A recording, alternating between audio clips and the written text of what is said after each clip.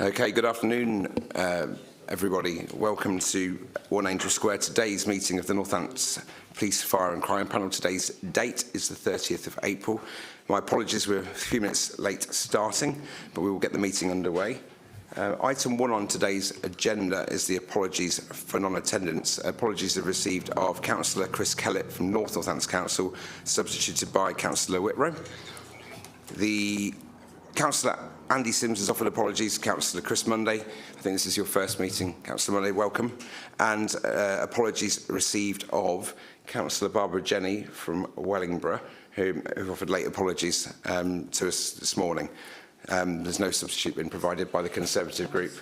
And Councillor Fedorovich has offered apologies, substituted by Councillor Towns, a regular attendee, and apologies from, to note in the minutes that Councillor MacDonald of North Northampton Council resigned from the panel on the 22nd of April, but no new nominated councillor from the group in North Northampton has been confirmed as yet.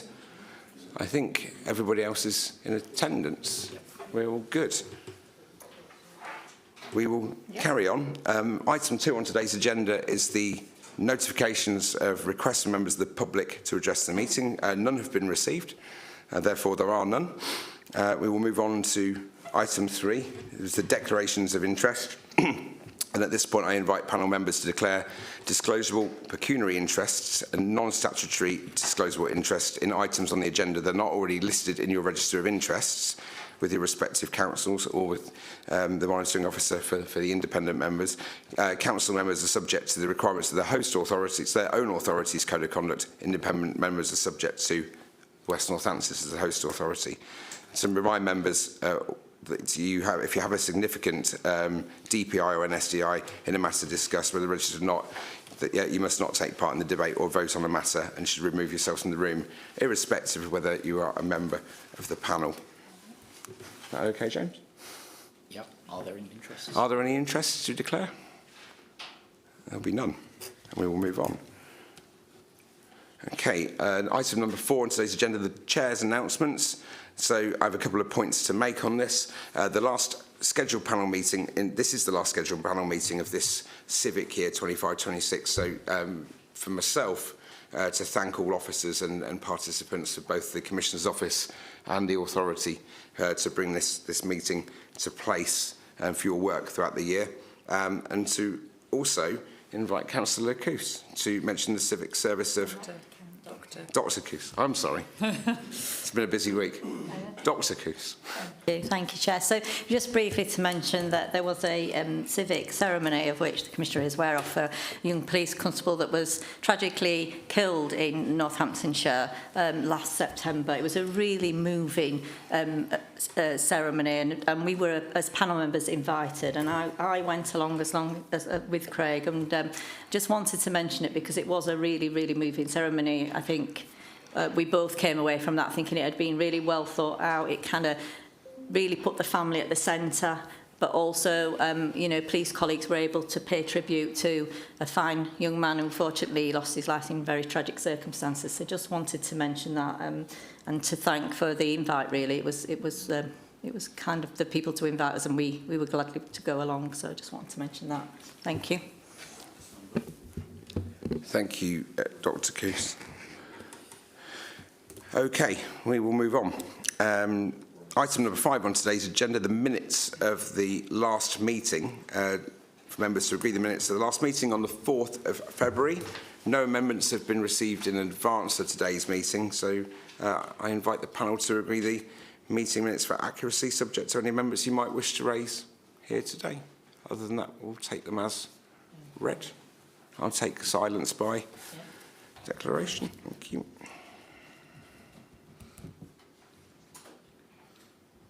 Right date. There we go. Okay, so there's not a particularly hefty agenda, but there's quite some detail in what there is on there. Item number 6 today, is the police governance reform update. And I will invite Johnny Bugg, the Chief Exec from the Police and Crime Commissioner's Office, to update the panel on the work relating to police governance. Thank you. I think maybe I'll begin this item with some of the boring bit, the sort of science bit, and then Danielle could maybe flesh out what the opportunities might be in terms of partnerships and the future ahead of us. It's a evolving picture at the moment, but we all know that the police reform white paper that was issued for the turn of the year announced big changes in policing. The one of most note to us is the abolition of the Police and Crime Commissioner role, and I'm quite specific about that. It's that bit of the puzzle that's changing, and the abolition of panels as well. But there's quite a lot of continuity as well, which I'll come on to in a moment. But just to take a step back, it was a much wider white paper reform package.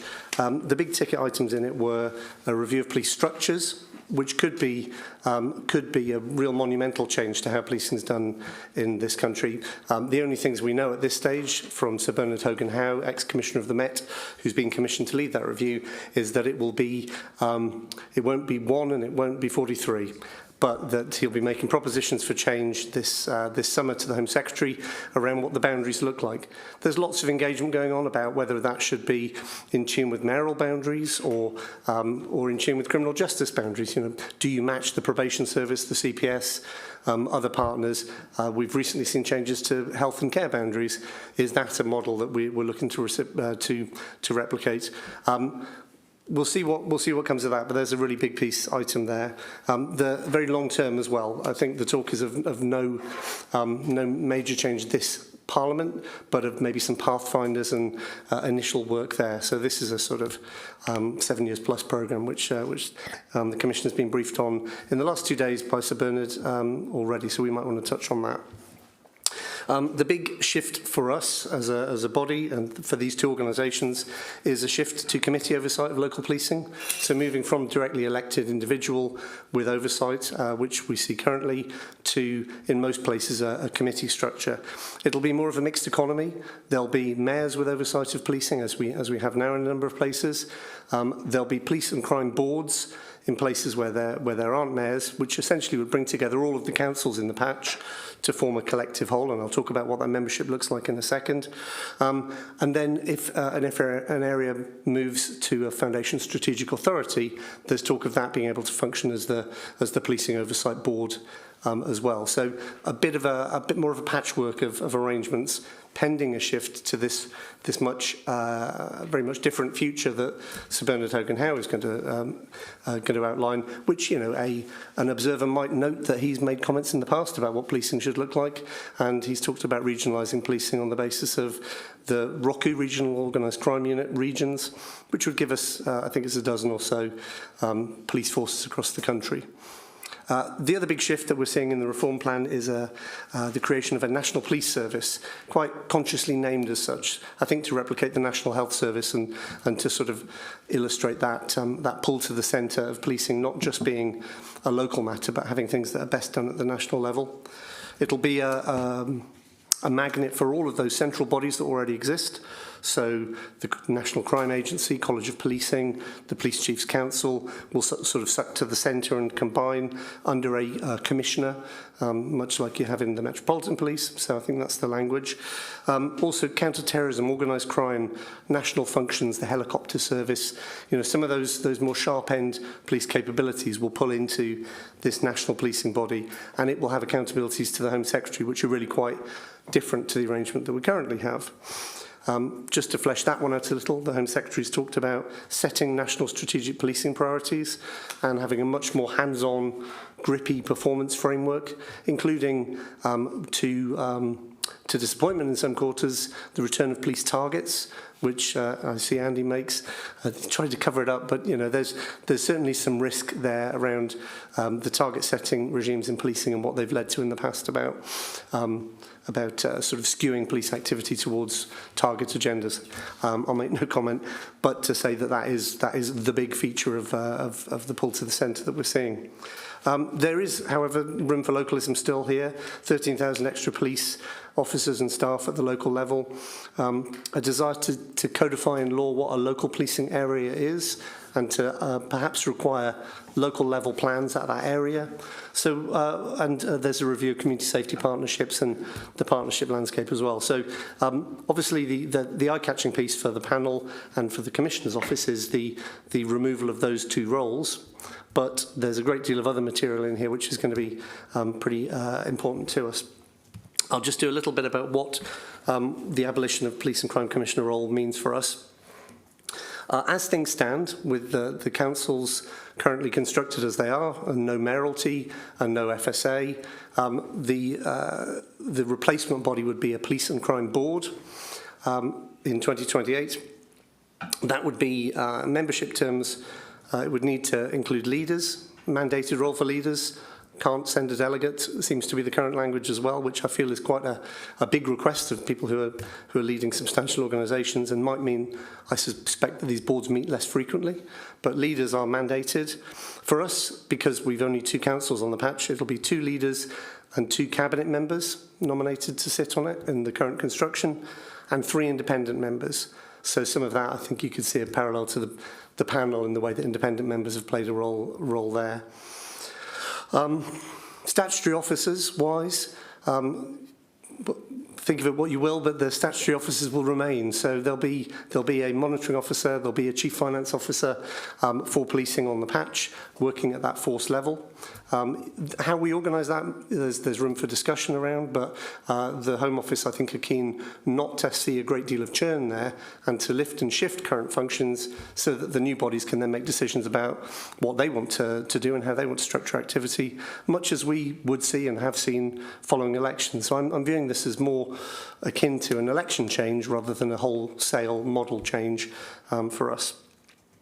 It's not just the governance. All OPFCC functions transfer into the new body. So all of those functions currently led by the team, which you've had briefings on in the past, the youth service, victim service, a great deal of commissioning activity would transfer as well. It would include fire for Northamptonshire, so we'll keep that sort of wide-angle focus. And then another new piece here is that there'll be a police and crime lead, better brand to be established. I understand that doesn't really punch, does it? So an individual single figure appointed by the board who is the day-to-day liaison with the office and with the force and with the fire service. So they'll be appointed on merit, but it wouldn't be politically restricted. And I think the model is shaped around deputy mayors. That's the kind of people and the kind of capabilities that are being talked about. But that piece, I think, is going to have to be spelt out in legislation coming through this summer. So it's an awful lot to shape, an awful lot to legislate for. We're very much plugged into the Home Office programme here.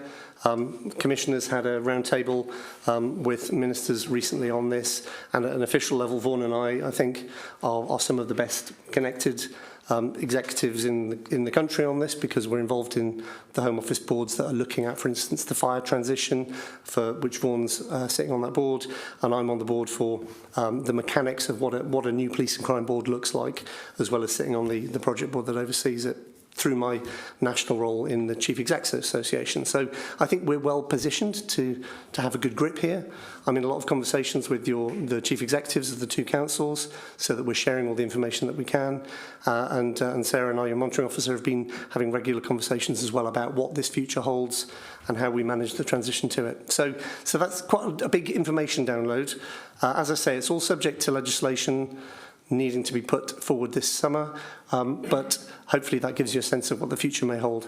Not as much change, I think, as the public narrative suggested, but enough change to create risks and what have you. So I'll look at the risks, but I'll turn to the Commissioner perhaps for the opportunities and the positives. Thank you very much. So we've been on a journey, and we're still in the middle of it, and the consensus amongst the deputy mayors and the commissioners who are in position at the moment is we've got a duty to help shape what comes next, because we want to do the best for the communities that we currently represent. So we've been doing a huge amount of work thinking that through, and in discussion with the relevant lead, the policing minister, Bernard Hogan-Howe, David Blunkett, whoever it is, who are doing little bits of the work. And we are of the opinion, given our breadth of experience across the country, so this is not party political in any way, it's cross-party, that the very best model going into the future would be the mayoralty, where we have deputy mayors taking on the responsibilities, as happens in some parts of the country already. So we know it's a tried and tested model with really, really great outcomes to continue the work that's going on in the OPCC's offices. So that has been our recommendation to the Home Office. We're really, really keen on seeing more collaboration between government departments. So at the moment, the work that we do is governed by the Home Office, MHCLG and the MOJ. We're not seeing, and we keep saying that to the government, that we're not seeing enough collaboration, and we would like to see more. We think there's a huge opportunity there for closer working, so shifting people out of their silos. The commissioners and deputy mayors are really keen. It's an argument we're making all the time about coterminosity. It's one of the reasons why we like the mayoral model. But if you think about how this would give us a huge opportunity, if the government was so minded, to have coterminous boundaries with health, probation, fire, police, local government, you think what strength in those kind of partnerships, how that could deliver real gains for our community and real gains in terms of community safety. I know that's a big ask of government, but that is, you know, from our viewpoint, that would be the vision that we offer to government. We're really, really clear that part of the strength of the present arrangements is the democratic mandate PCCs, in my case PFCCs, have got from the public. So when we're meeting the Chief Constable or the Fire Chief, you know, what we're saying to them is, this is what the public is saying, this is what the public wants. It's a very powerful position to be in. So again, we're saying to the Home Office, we think that democratic mandate, that democratic accountability is really, really important. The whole issue for me is about how the national strategic vision is going to marry with what we need to be happening locally. So I was really pleased to hear from Bernard Hogan-Howe yesterday, or was it today? No, yesterday, that people will be expected to produce their own local plans. Now, there is a little trap there. So we need to understand what he means by a local plan, because at the moment what you've got is my strategic plan and 2 operational plans coming down from that, which I'm really proud of. I think that is the way to do it. It could be that what he's got in mind is a local plan in terms of local priority setting, which is what we do through Northamptonshire Talking. So I might ask you, if you're a resident in Castle, which is where we are now, what is your priority for Castle? And you might say to stop retail theft. That isn't what should be meant by a local plan. So I'm telling you this because you might be in charge of it. So how that, you know, what is the local plan for Northamptonshire, and how does that meet the national plan is going to be really, really, or the regional plan is going to be really, really important. The bit that I'm the most concerned about is what's going to happen to all the preventative and intervention work that we do. Now, if you talk to our Chief Constable, if you talk to anybody in the police service, they will tell you that taking pressure off policing is a really, really important thing to do. How do we do that? We need excellent public services so that we don't use the police as the default position when other public services fail. We need good public services. We need really strong prevention services. So when we know something is going wrong in a community, we can get in there and stop it happening. When we know something is going wrong for young people, we can step in and stop it happening. But we exercise those prevention methods to keep our communities safe, but also to keep our young people safe, to keep our vulnerable adults safe, to help them get their lives back on track. And that serves lots of different purposes. It takes pressure off other public services, but it certainly takes pressure off the police. So the prevention work that comes from my office, I am really, really proud of, and I think we need to make sure that it continues under the new regimes. There has been talk from the government about shifting complaints out of my office in the new scheme of things. The commissioners and deputy mayors have been really robust about confronting that and saying, no, it can't happen. We mustn't allow the police to mark their own homework. The complaints at level 2 needs to remain independent of the police. I think that argument needs to be heard. And I think the Home Office and the Policing Minister did acknowledge the importance of that. So I think that's really important. So the only other thing that I'm going to say, which I think is really important, and I've said it often in the last week to different ministers, is that we need to effect a cultural shift. I'm sure you will agree, in policing and in the fire service. There is no way that we should be presenting a force that does not look like our communities. We need a force that looks like our communities. It's the only way we're going to restore real trust and confidence. There shouldn't be any barriers for people from different communities, different ethnicities, different experiences, different genders joining the police force or the fire service.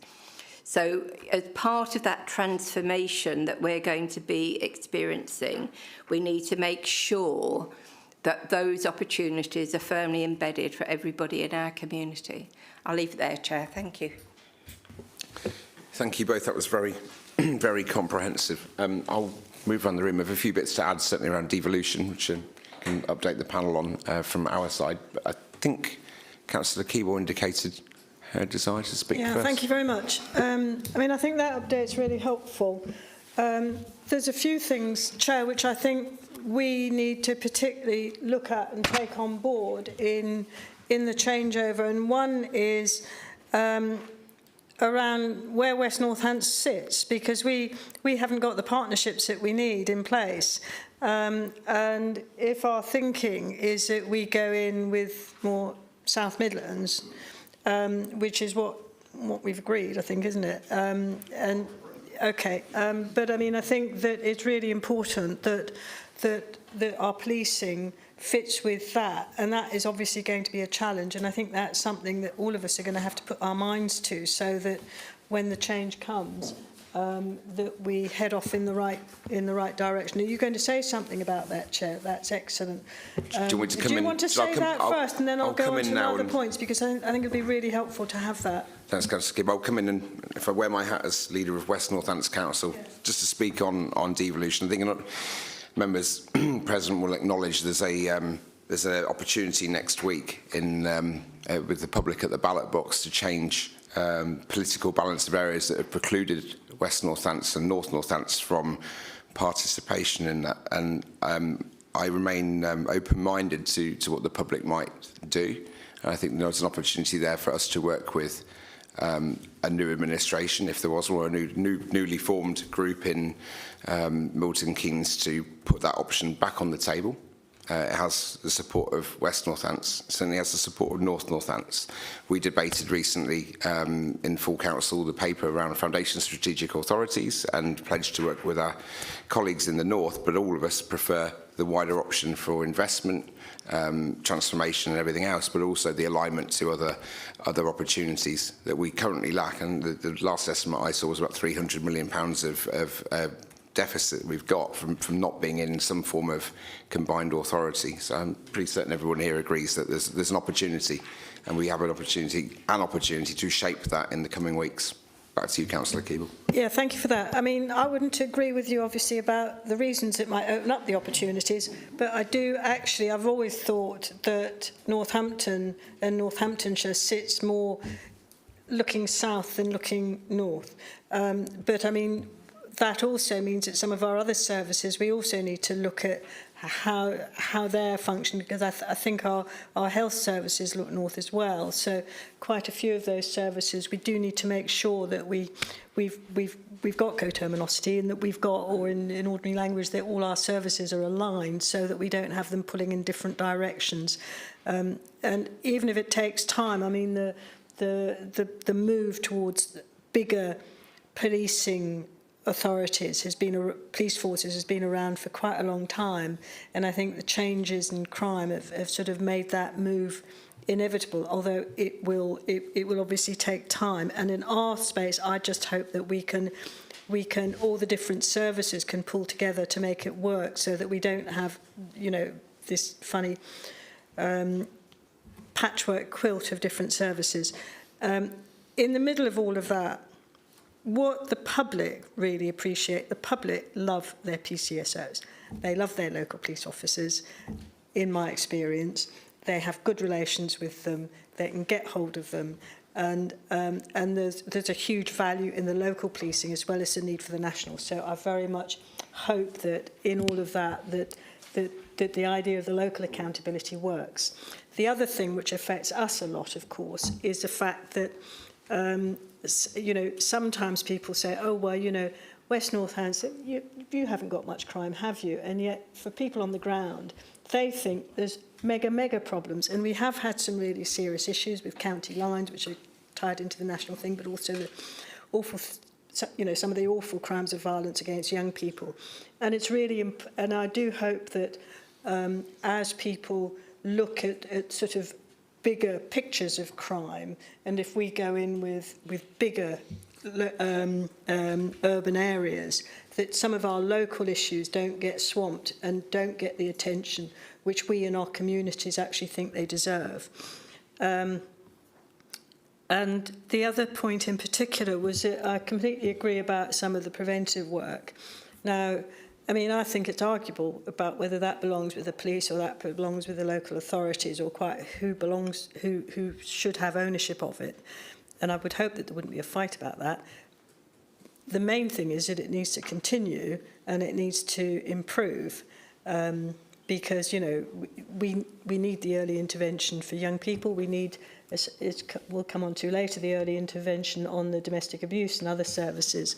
And we need to make sure that this, you know, some of the big picture stuff happens, and and then other services get disaggregated and provided in different places. That some of those core things don't get lost in the process, and we need to keep tabs on that. So, you know, I hope that you might be able to give some reassurances on that, you know, so that local people can still see the bits of the service that they really value, whilst also, of course, the big picture of crime also has changed and needs to be dealt with. And yourself, Chair, you have a big responsibility to deliver the kind of wider strategic authority that we need.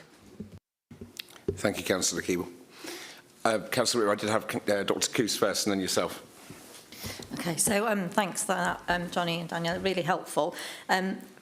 Just a question really is that, and I'm sure it's happening, but I think the big concern is, I get the changes, the change with the police, but it's about how Northamptonshire and the rural communities and what you've said, and the impact it's going to have on the rural communities. So when you're having your conversations, it would be really helpful if, I guess you are having those, is that understanding, because from, you know, there is an impact on communities, and rural communities at the minute are feeling that. And we've had obviously the work that with the intervention and prevention, which is helpful. But you know, as I know, that as things changed, often the rural communities get forgotten, and they're the ones then that end up with kind of crime and things happening locally. So it's kind of how they're going to do that. I get with the big cities, because I sit in Birmingham, I know what's happening, I get with the big cities. But when you're talking about a county that's got lots of rural and lots of small villages, then is there some thought happening around that, and could that be fed in at some point? Because I think that for me is a concern. Thank you.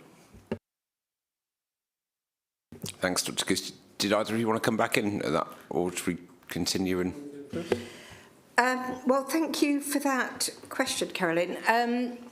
You'd be amazed at how vociferous the commissioners are on rural matters. A lot of them, you know, preside over huge rural areas, and it's an argument they're making all the time. The fact of the matter is that we are still all waiting for a fairer funding formula which takes into account the needs of the rural communities as well. None of us feel very satisfied with the formula, apart from the Met, I don't think.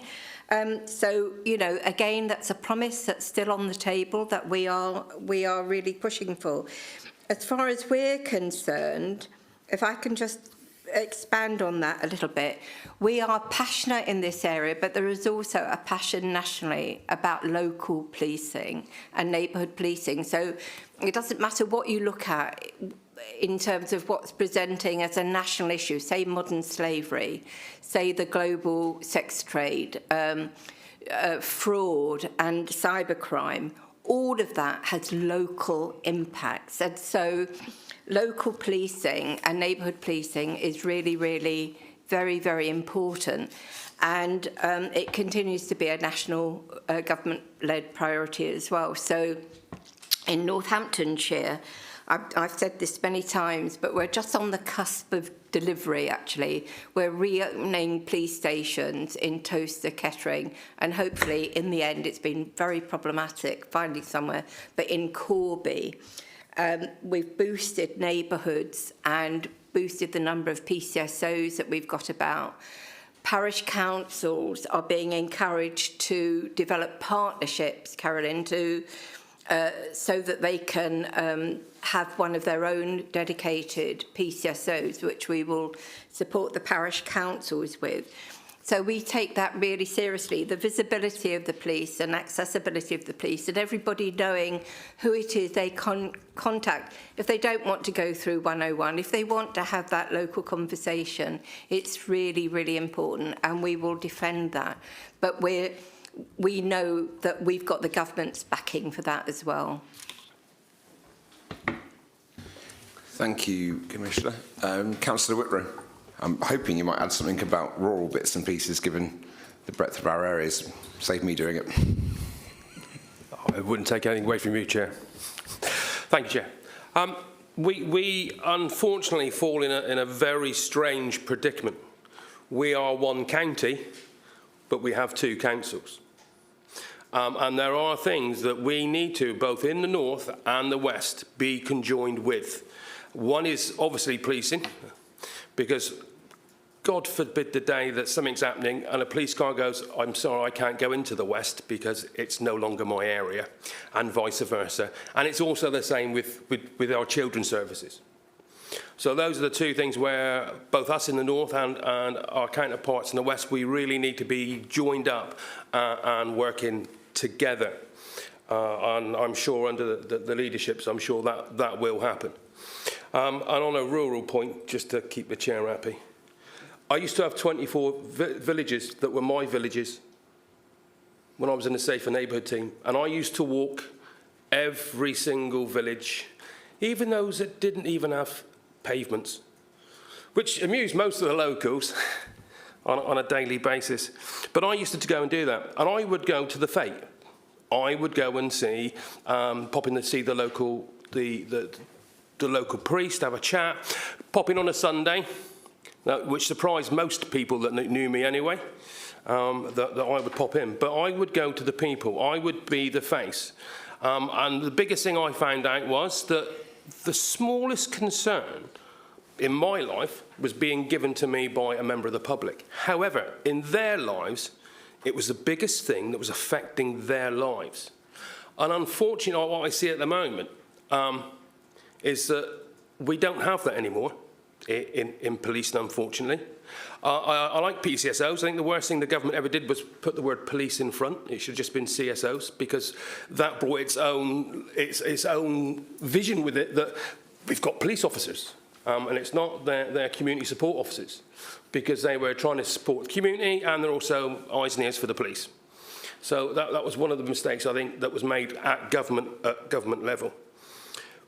But when you now have individuals that would rather not report anything to the police, I mean, I can give you a prime example. On St George's Day in Wellingborough, there was spotted 2 councillors running up the road chasing a police car to inform the policeman that someone is stealing electricity right in front of their eyes. We are said councillors. And the 2 police officers who sat in their car said, "Oh, OK, we'll let the local team know." No, it's happening just there, 10 foot away.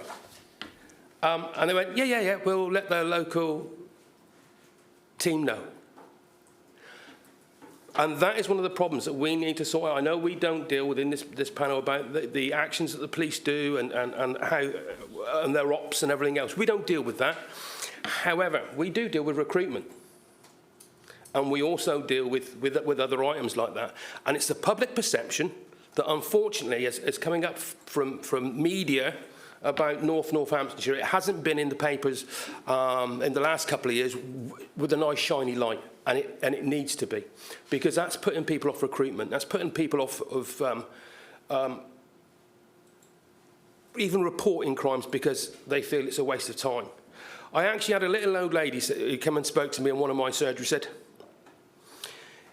if your team get in, have you thought about privatising policing? And that was a serious question from a lady in her 80s. She says, because she has no faith as a little old lady living in Wellingborough to even want to phone the police. And that's something that we need with these new changes, is try and put forward a really positive outlook on the police, that this is a change. We are changing, and we want to make a change. We want to be here for you. Same as us as councillors, we want to be here for the public. You know, I came out of retirement to do this job. I know I work 24/7, but I love it. And that's how the police should be as well, wanting to come in and do the work and wanting to stay in the job and wanting to recruit people, because our recruits will come from the people that they interact with. That's where our recruits will come from. And our dedicated officers will come from those areas. Thank you. Johnny, do you want to come in? Can I come in? On the recruitment points, I'll probably pause that for when Paul joins us shortly and we talk about recruitment. But I wanted to just go back to the point about potential mayoralities, and the areas of those. I think that if we are looking at a South Midlands mayoral patch, then that would bring consequences for us. We would, rather than, as it currently stands, legislation requires that a mayoral area be totally coterminous with a policing area to take it on. That's going to change in all likelihood. So if the mayoral area is larger than but wholly contains the policing area, the mayor could take control. So if we think about that BLMK model, what would you have? You'd have Bedfordshire and Northants police being under the mayor's offices, but those areas that were within Thames Valley wouldn't be. So the mayor would need to sit on the board, on the police and crime board, probably the wrong term, on the board for that area's policing. So it's going to be a real complex patch. And then even if we find ourselves with that sort of integrated area, if it was East Midlands and we went in with Northants, Derbyshire, etc., you'd have a total coterminosity. But then if the policing area becomes the east of England, then the mayors of all those areas are going to need to come together to form a police and crime board to do the business there. So it's such a moving target at the minute. I think we probably just have to live for today and try and keep focused and keep, as the Commissioner says, the wheels on in terms of partnership working, and that focus, as the Councillor said, around the community and not losing touch with local people, because there is a threat there, isn't there? Even national policing, regional policing activity is done by local officers, so it all comes to activity at the local level. So just a little bit of crystal ball gazing about what the future may hold for us. One of the good things about a mayoralty is that it brings with it transition funding generally from government. You'll be unsurprised to hear that all of this police stuff is on the free and off the side of the desk. There's no transition money for local areas to turn from one thing to the next. So there's a fun challenge for us all as well. Savings-wise, I didn't mention savings because when the announcements were made, there was talk of money and savings.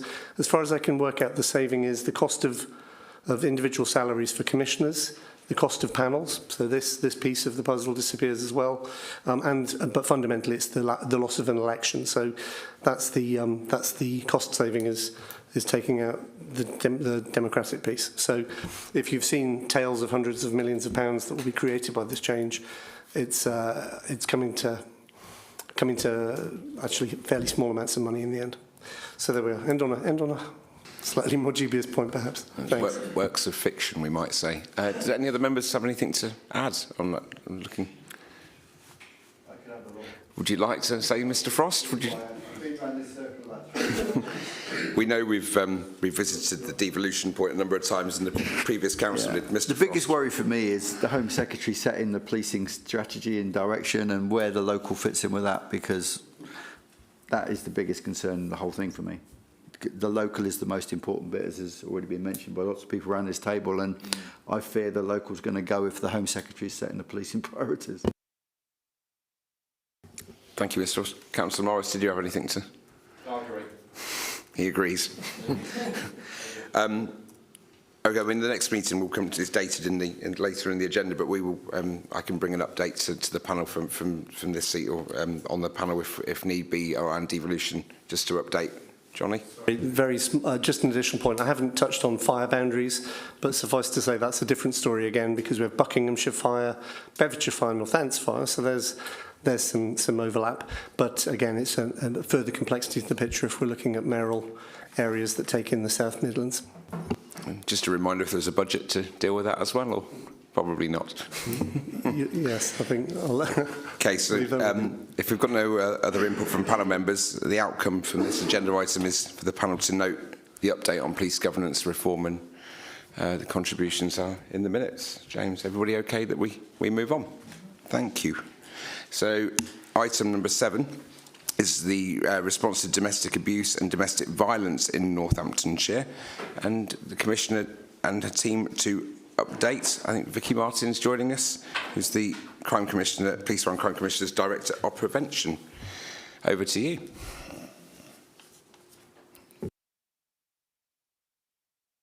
Please. There we go. Thank you very much.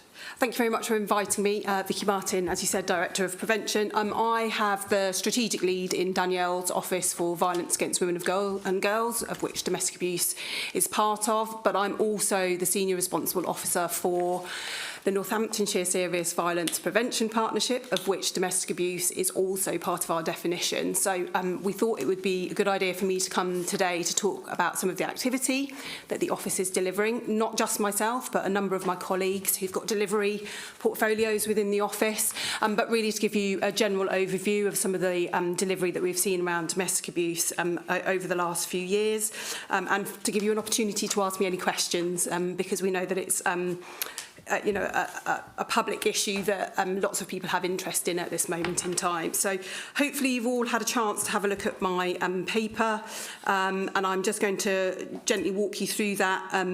If you wish to interject, please let me know. I'm happy to take questions as we go, or if you wish to wait until the end, I'm also happy to take questions at the end. I think we probably need to start with demand. So, we have national statistics which are provided around domestic abuse, and the latest version of those gives us a 1.35 million domestic abuse-related incidents and crimes that are recorded by the police. That's 3 out of 4 victims don't report domestic abuse. So that's a really large proportion of victims of domestic abuse who don't come and speak to the police about their experiences.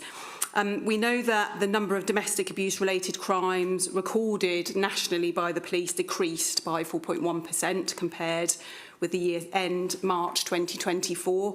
And again, in the context of people not wanting to tell the police around their experiences, that's disappointing to see that more people aren't coming forward to tell us from a policing context around their experiences.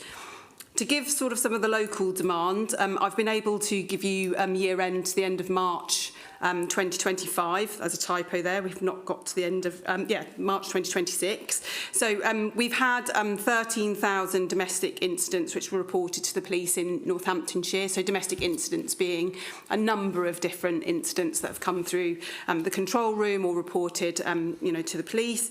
And out of that, 7,329 of those domestic incidents were classed as a domestic abuse crime. The force arrest rate for domestic abuse crime stands at 42.4%. And for the last 12 months, the arrest rate for domestic abuse crimes classed as high risk has actually been at 84%. So I think that's really reassuring that where we are identifying victims who've got the very highest risk in our county, that we are getting charge rates for 84% of them. That's a pretty dire picture, and that's only what we know.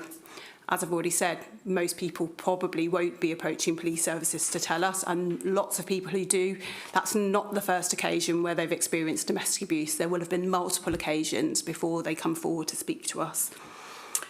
What we've done at the OPFCC is create a strategic overview of violence against women and girls, again, of which domestic abuse is part of that. You've got a handout there today which shows you the two-pager of kind of what our overview is for violence against women and girls. But I really wanted to get into more of the detail with you around what that means for domestic abuse.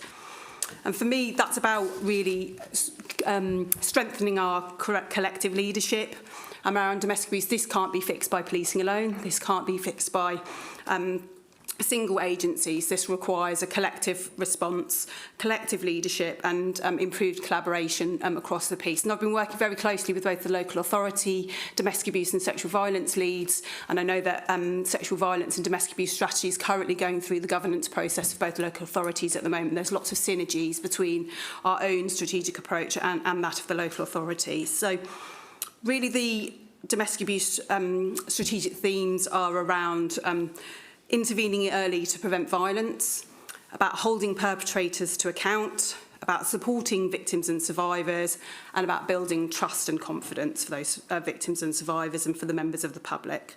And I've broken activity down across those strategic themes, really, just to give you some examples of the types of delivery that we're undertaking as an office across domestic abuse.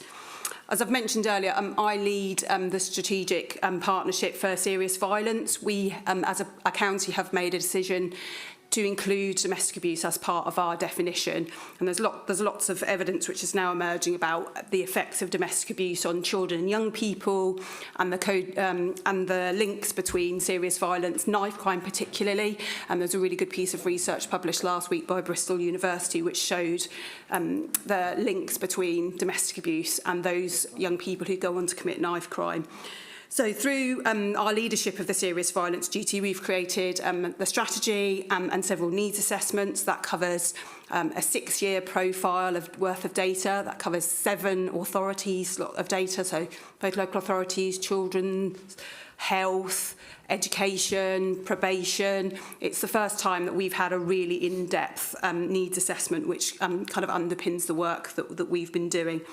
And 2 notable sort of areas that I've picked out with specific pertinence to domestic abuse is that 6-year profile that we've been able to pull together led us down a role to develop a deep dive into domestic abuse.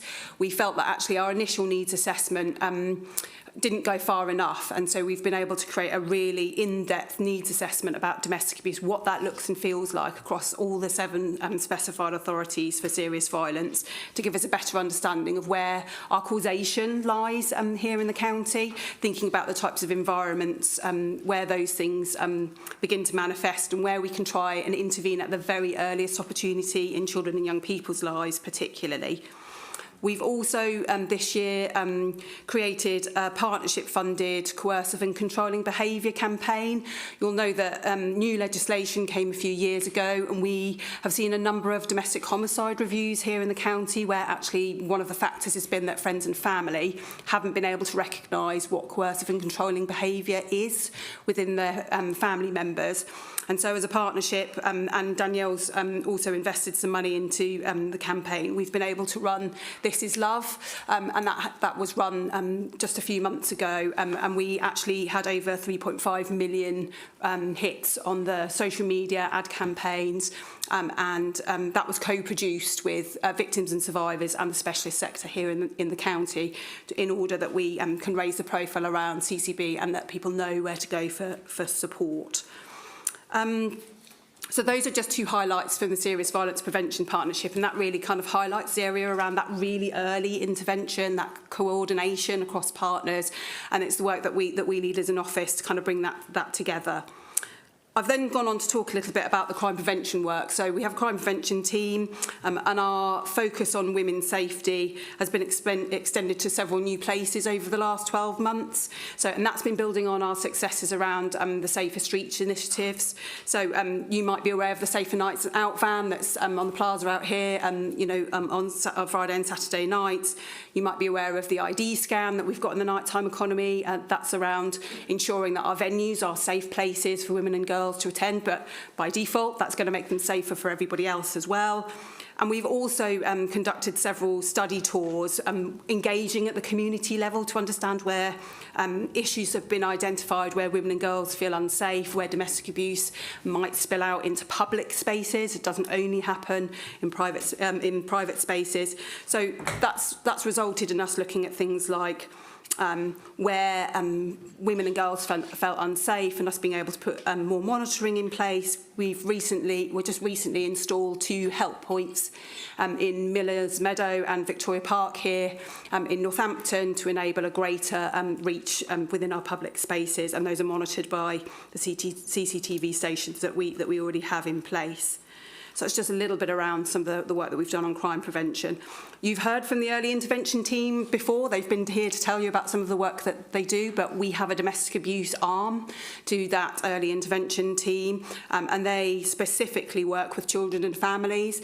We've had a bit of press this week around our child IDVA training that we've brought into the team, and that most of the referrals that come to that domestic abuse arm of the service come from public protection notices. And just to give you a little flavour of the level of demand, we had, in the last financial year, we had 2,416 referrals to that service. That's around 60 children and young people at a very low level, very early kind of reports of domestic abuse being worked with across the county. One of our principal aims in the last year has been around our Women's Charter. So we decided we really wanted to look systemically across violence against women and girls, and around how we could empower local employers to do more around their duties to their workforces. You won't be surprised to hear there's a large proportion of that is around domestic abuse.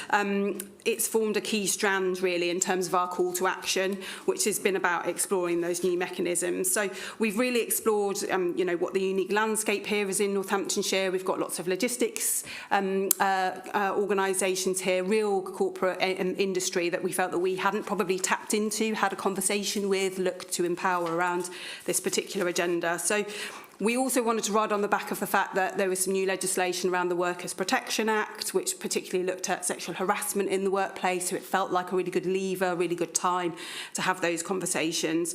And that legislation really asked employers to take proactive steps to look at their workplaces. So one of the core objectives has been about bringing together existing resources. There's lots of national resources, lots of specialist organisations here in the county where we saw that they were curated all in one place that was easy to understand. We want organisations to be able to recognise, respond and refer when they can see what these particular events happening within their workforces, and for them to really sign up to committing to systemically looking at this issue together across the county. In our first quarter of the year, we've had 75 organisations sign up. We're currently delivering specialist webinars, which organisations can come along to. There's a free training package to organisations who've signed up. And we're really keen to try and extend that offer to workplaces. And just this week visited another couple of really large organisations within the county who were interested in kind of bringing that together with us. So I'll just move on now to perpetrators. So one of the only ways that we're going to be able to deal with domestic abuse is by dealing with the challenging behaviour of perpetrators. Just this morning, I've attended a Home Office call, which is in relation to some new perpetrator funding. Not even told Danielle about this yet, but there's some new perpetrator funding which will be coming via PCCs in the not too distant future. I'm really keen to be able to bring some of those resources here to the county. But we've had two really effective elements which I wanted to talk to you about here. One is Project Pippa. That is a PFCC commissioned service, which is a mandatory 5-week behaviour change programme at a very early stage. So it's at conditional caution stage. We've got a special dispensation to deliver that here in the county. It's delivered by Rise Mutual and it supports early accountability and harm prevention.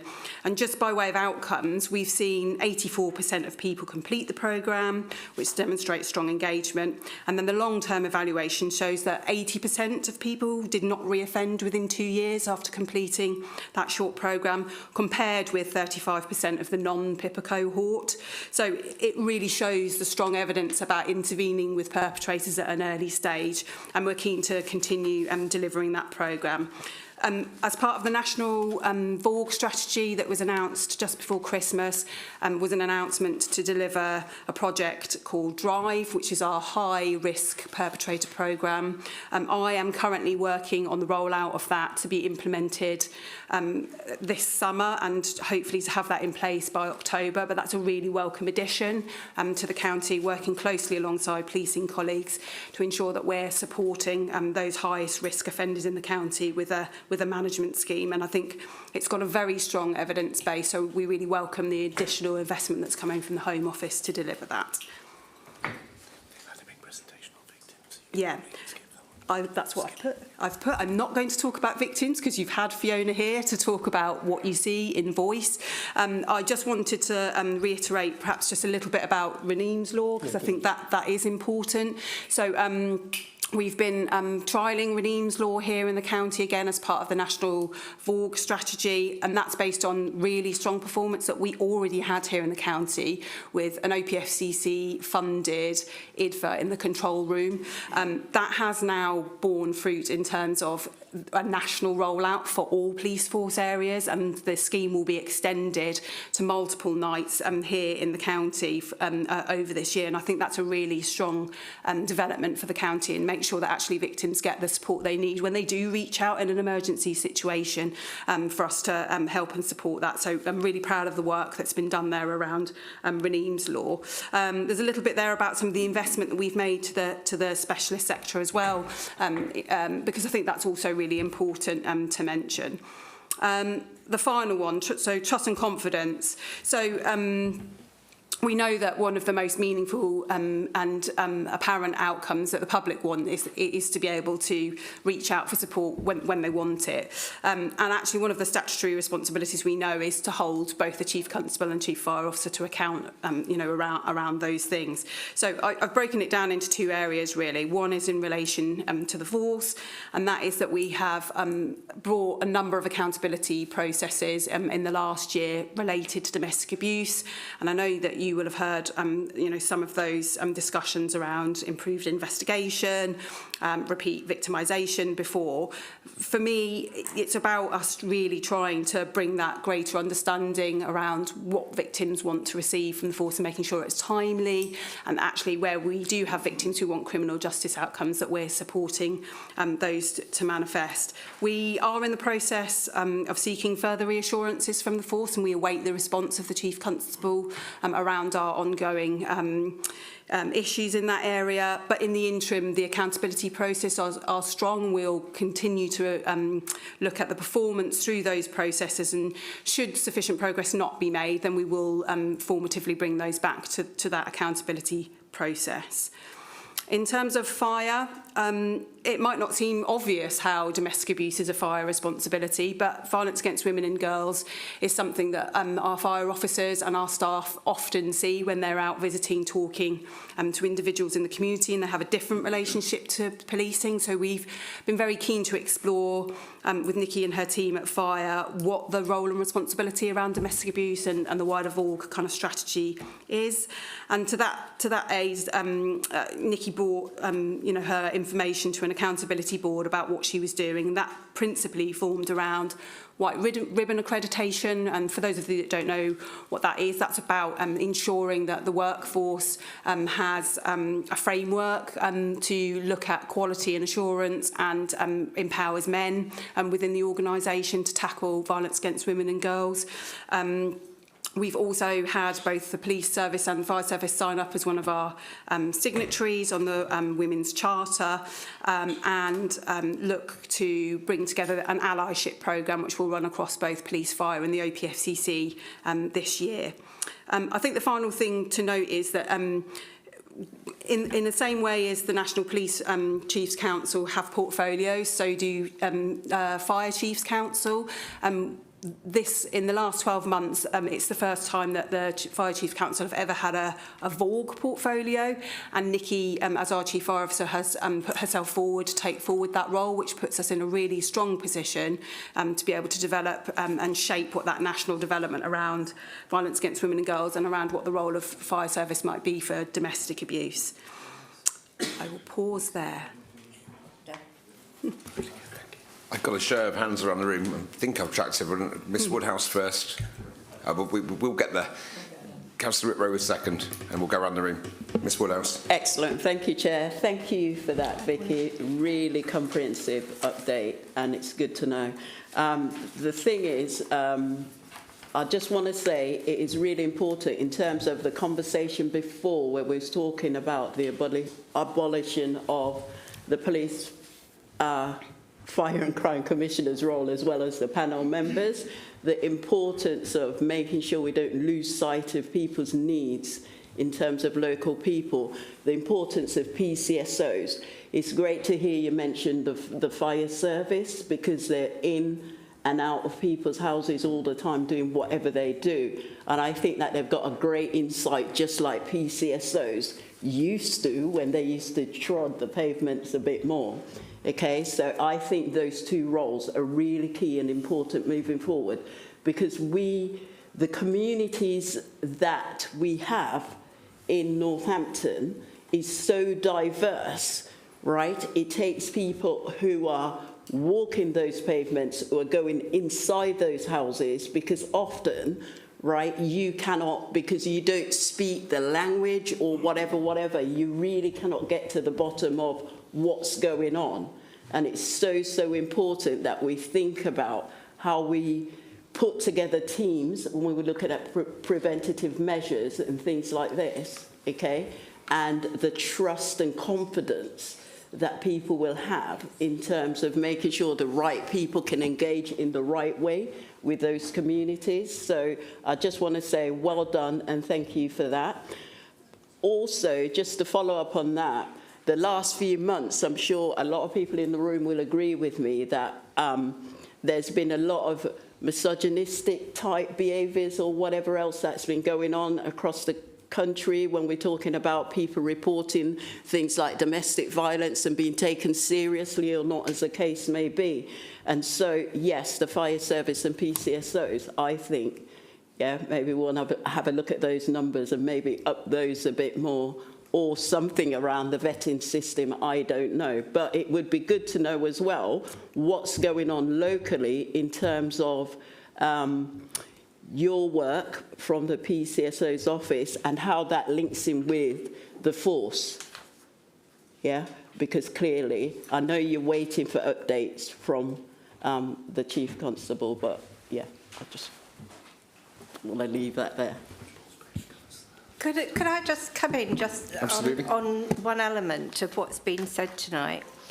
When I came in as Commissioner, I was very dismayed to find that the previous Commissioner and the previous Chief Constable had cut the numbers of PCSOs. I'd been a local councillor for a very long time, so I knew the value of PCSOs. So the present Chief and me as the present commissioner have made it a bit of a priority, actually, to make sure that we have got PCSOs, because they do a really, really important job, just like neighbourhood wardens do. You know, I think neighbourhood wardens are really important as well, because they work very close to the ground and they understand communities and what's going on in communities. So we have strengthened our numbers of PCSOs, and it's been a deliberate policy. So the number has, I'm trying to get the figures for you, I haven't quite got them. I know we've got 81 at the moment. I've got the figure 76 in my mind of when I first came in. But we've grown the number of PCSOs, and it is a commitment of ours. We have grown the number of neighbourhood policing. It is a huge commitment of ours. And of course, those other elements are really important. We depend on doctors' surgeries, we depend on family centres, we depend on a whole number of institutions and professionals to help us keep women and girls safe and to recognise the signs of domestic abuse. So people who work the closest to the ground, as you say, Pauline, are really absolutely vital for this work. And it is one of the reasons why we're working with the Fire and Rescue Service, because they do go in and out of communities and in and out of people's homes. But it is everybody's business. It is everybody's business. Thank you, Commissioner. Councillor Whitrow, you were next. Thank you, Chair. Yeah, Pauline, excellent points made there. My only concern is, and please don't anyone be offended, boys, men, LGBTQRAI are also victims of domestic violence. The thing that sits in my throat, I thought I'd never say this, but the latest edition of Coronation Street, no laughing in the cheap streets. My wife made me sit down and actually, because I don't normally watch it, and said, have you seen this? The domestic side of life for men exists and boys exist. I'm a little bit concerned that you've just gone women and girls. Why not just have against domestic violence and include everybody? Because for a man to come forward and seeing a man come forward who's been party to domestic violence is a horrible thing to witness and see. I'm not distracting any of that from women, but all I'm saying is that my concern is why don't we just have domestic violence complete? And so we deal with every part of domestic violence. Any person that's suffering with domestic violence, whether it be a male, female, same-sex relationship, they all should be supported and they all should be looked at, and not just have one particular group singled out. And that's my only thing is that if it's just women and girls, it makes men think I don't count, because men's lives matter as well. You see, that's not what I'm getting from that. So I mean, that's my only thing with it. It's fantastic. Yes, it is brilliant, and that's how it should be, but it should be open to everybody, not just women and girls, because it affects men and boys in their relationships and the wider communities. And that's my only concern with it, that it doesn't go wide enough.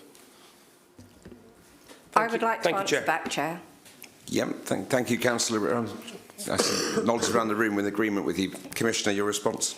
There is no way, Councillor, that any of the agencies would ignore men in danger from any form of violence or abuse. So let me make that really clear. The reason why we are talking about violence against women and girls is because it's been called a national threat. There is a national epidemic, and it is gendered. So we're looking at male violence against women and girls. So the figures are, of all different crime types, 20% of those crimes are violent crimes, and 93% of that is violence against women and girls. We have got a huge problem on our hands. If you go onto the National Women's Aid website and look at the national figures, you will find that 85% of domestic abuse, the victim is a woman. 15% of the victims are men. 5% of those victims who are men are victims of male violence, often in same-sex relationships. 5% of that violence experienced by men is retaliatory violence from the women they have been abusing for years. And 5% of that violence is women perpetrating violence against their male partners. We have got a huge epidemic of violence against women and girls in this country. We need to recognise it for what it is. And I think the information that Vicky has presented to you in her paper and in her presentation today outlines for you all the steps that we are taking in Northamptonshire to help meet the government's ambition to halve the number of incidents of violence against women and girls in the next 10 years.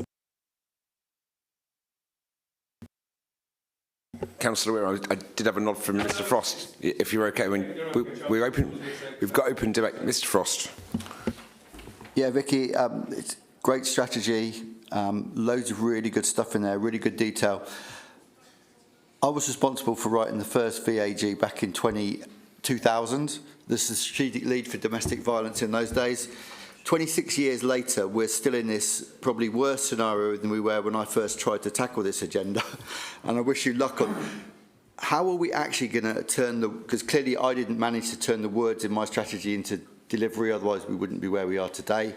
How are you going to turn these great words into something that when Danielle asks the women and girls in the county, do you now feel safe from this? They're going to say yes.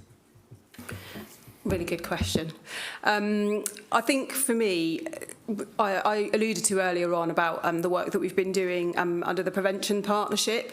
So absolutely, we've got to keep supporting women and girls who find themselves harmed, or whether that be men and boys as well. I do take on the points that you make. This is about anybody that's harmed by domestic abuse or anybody who's harmed by violence. But for me, it would be about we can't keep dealing with the acute end at all of the time. We have to look at the conditions in which violence is occurring in our county, and we have to look at making investments to support those things being diverted, or even just the example I gave to you of Pippa. When we originally started using conditional cautions for domestic abuse, there was a lot of scepticism around that. People were really uncomfortable about using a conditional caution for domestic abuse for a standard and medium based risk, and I do understand that. But actually, we need to follow the evidence about what works. We need to use our initiative to listen to victims and make sure that we're doing that check and balance back, that actually victims and survivors' voices are being heard. One of the things I think that's writ large throughout my report is, whilst I'll always support a policing response, I'll always support a criminal justice response, not all victims want that.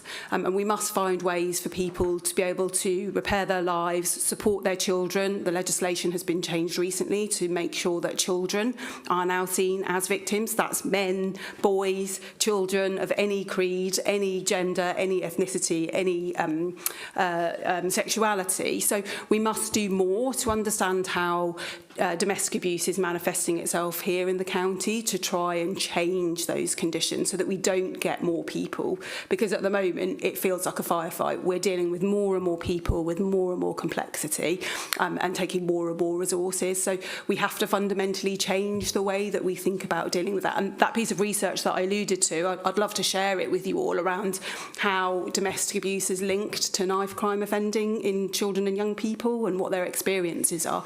It's unsurprising to those who work on the front line, but a really important academic understanding. Could I just add to that, Chair, that it's really, really important that we understand what is legitimising male violence against women and girls. And I'm really pleased we I was in a meeting with Jess Phillips this morning, and I was really pleased to hear from her all the measures that the government is putting in place to stop online abuse, to stop young people accessing horrendous images online, on calling social media platforms to account, to stop that kind of pervasive attack we have on our value systems in this country, which kind of legitimises male violence against women and girls. So the work that we are doing is being done within a context where the government is trying to delegitimise those forms of aggression, where men and young boys are being encouraged to have a view of entitlement over women's bodies that is producing that kind of violence. And for us, that is a really, really important thing to acknowledge that's going on. The other important thing to acknowledge is that it is inequalities and poverty that helps trap women into abusive relationships. So measures that are taken by national government and by local government to lift people out of poverty is also a contributing factor to how we make sure that the measures my office and the police are putting in place are successful in the long run. Thanks very much, Commissioner. Councillor Keeble. Yeah, thank you very much. I just wanted to say that I think it's really important that we can call this out for what it is, because, of course, you know, violence is wrong per se, but there's all kinds of laws to deal with that. In this instance, we're talking very specifically about a particular type of violence, which is violence against women, and the perpetrators are largely men. And we've had the figures, we've had some of the rationale. But if we don't recognise it for what it is and call it out for what it is, we won't be able to deal with it, because it will disappear under a mishmash of generalities, of things that are wrong. And I think that in this case, if we're going to counter it, if we're going to deal with it properly, we've got to be very clear about what it is, and also some of the factors that contribute to it. Now, in terms of this paper, I would ask for some assurances, because we've got our domestic violence and abuse and violence against women and girls strategy next week. And I would hope that those two are completely aligned and that they work together completely, because what we don't need, I mean, it's hard enough to get resources targeted to these areas. What we don't need is any sort of wastage or any, you know, duplication.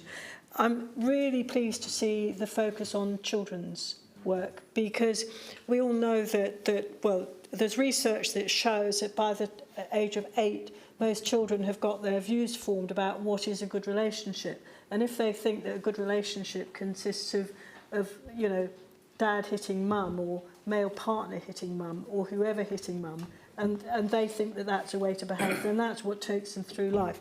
So the early intervention in children's work is really important, and presumably, Chair, that is something that can go through the family hubs as well, through the youth strategy, but particularly through the family hubs, to make sure that children, that those pressures on children are picked up, and that they're given good models of what a good relationship looks like at a very early age, either at school or through things like the family hubs.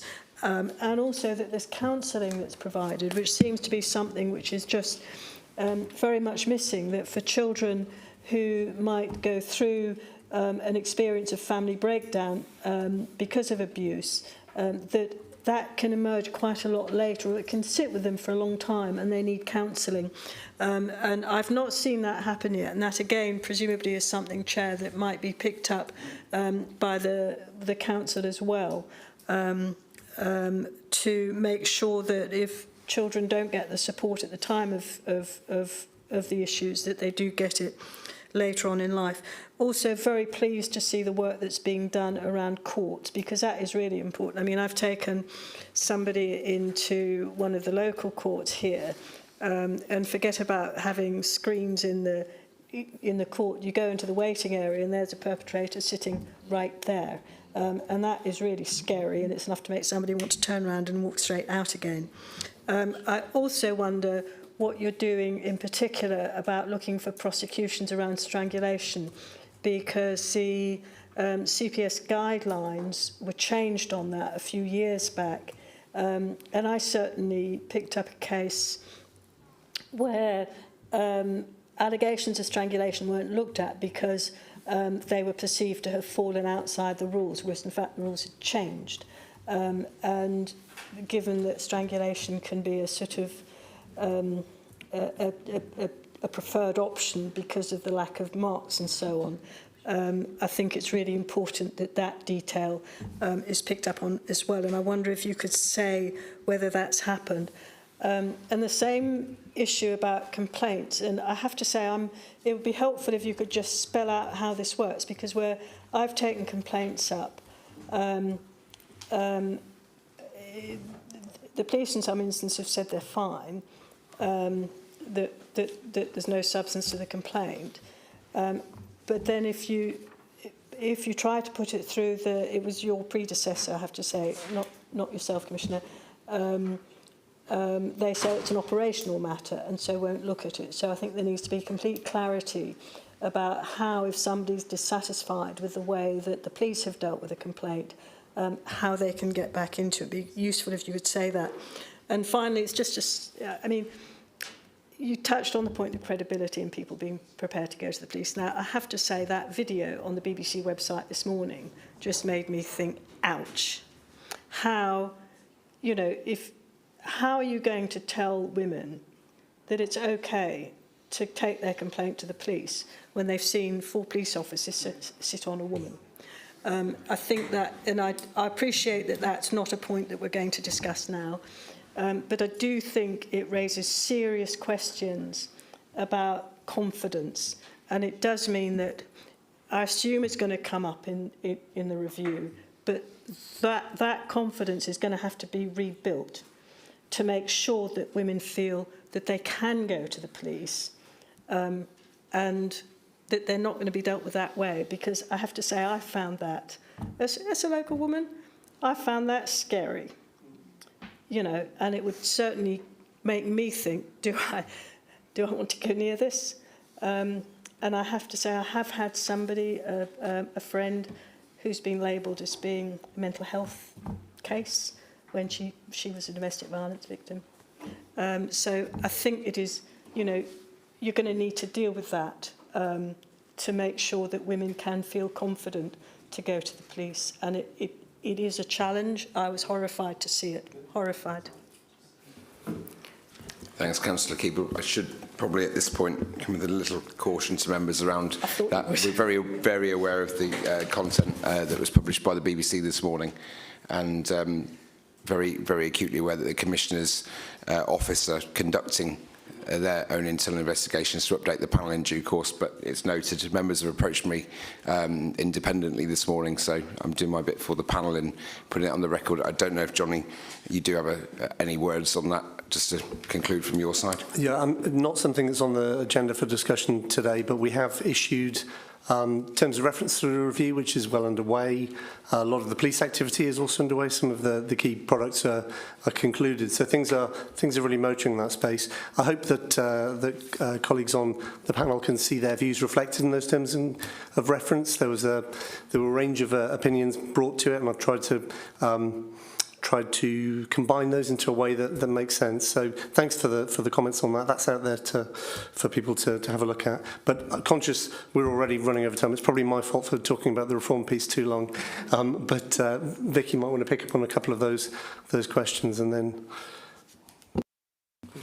Just before we carry on, Vicky, I'm conscious there's quite a few of the members still want to add some input. I don't know if you want to come in now or wait for the members to say a bit more on. Should we do it in 2 chunks? I'm fine with that.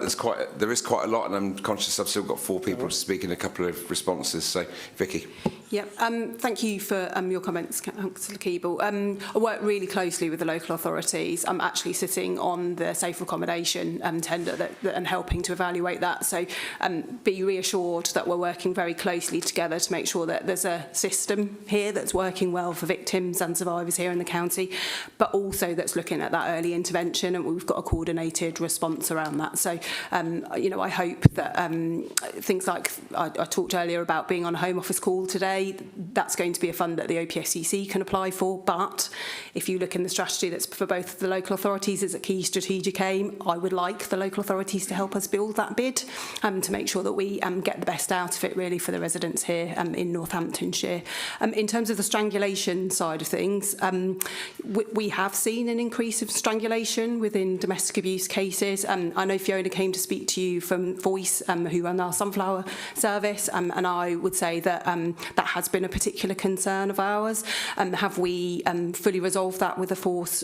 No, I don't think we have yet. I think that's still a work in progress, and that's something that we're working really hard to make sure that actually where strangulation is occurring, that we have a robust and that we're not minimising that behaviour. It's part of a pattern of behaviour that often leads to much more serious offending. So I want to reassure you that actually the strangulation element is a really important part of the kind of development work that we are working with the force on to make sure that those investigations are, you know, have the right weight and that the right offences are being taken forward when we are charging people with domestic abuse. Yeah, I think that's probably what I'll cover. Thank you, Vicky. Dr. Coos. Thank you. Really helpful. I'll be really quick.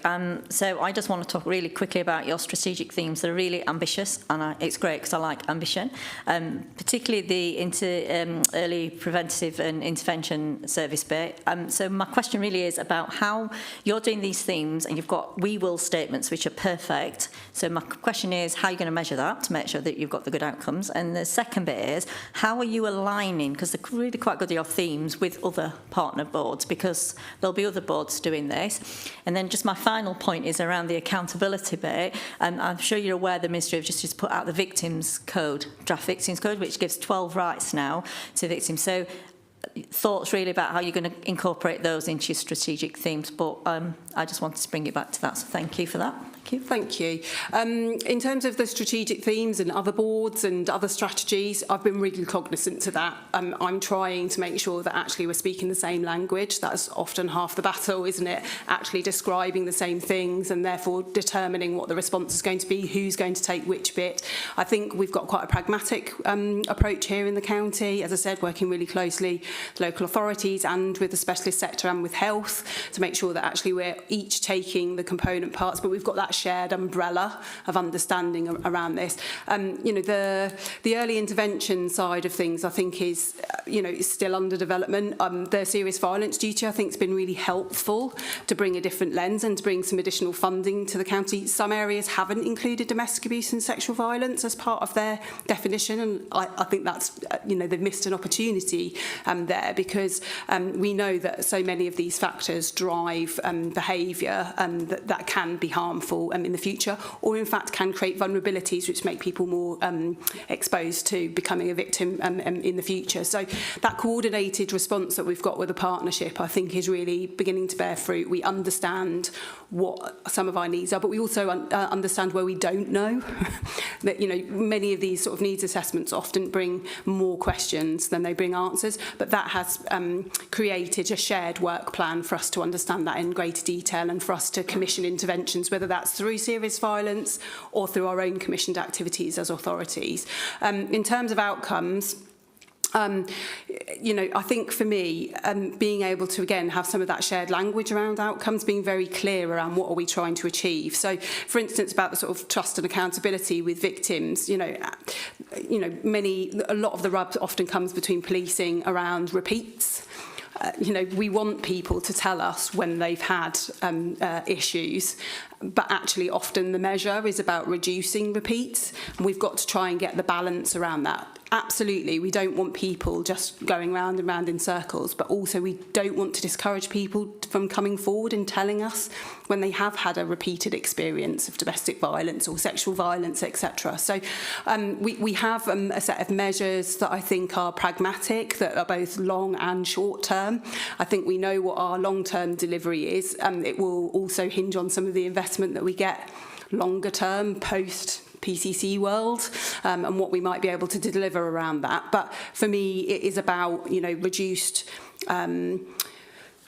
demand for policing, but it's also about ensuring victims get the support that they want, when they want it, how they want it, and as I said, for us to prioritise that early intervention and stop it happening in the first place. Thank you, Vicky. Councillor Morris, did you? Yeah. I think you did. Is that on? Yeah, it's on. Vicky, thanks. I really like your passion, actually. I think it's fantastic. You just deliver it well. It's clear that you're very passionate about this subject, and you've got a really good strategic head on you. You seem to be going in the right places and doing the right things. What worries me a little bit on paragraph 1, the first piece, is about the significant court backlogs. That always worries everybody, and we all are concerned about that. So if you're looking at 20% of all policing demand being relevant to your area you specialise in, what kind of impact is that having on you and what you're trying to achieve within the force?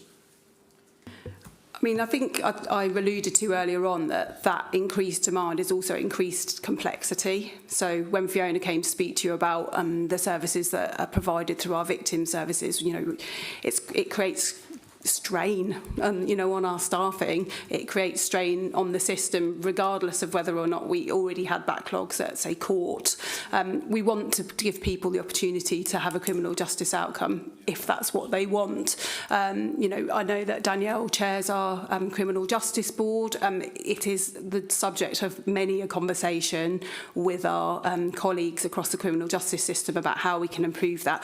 You know, I'm pleased to see things like child-focused courts and the family drug and alcohol court, different ways of working to try and resolve these issues come forward, and having the right victim support put in place for those individuals as well. So, you know, there's no easy answer on the court backlog, I'm afraid. We, you know, always want to try and keep victims engaged. Our witness care officers and our IDVAs work incredibly hard under incredibly difficult circumstances to keep victims engaged in those processes.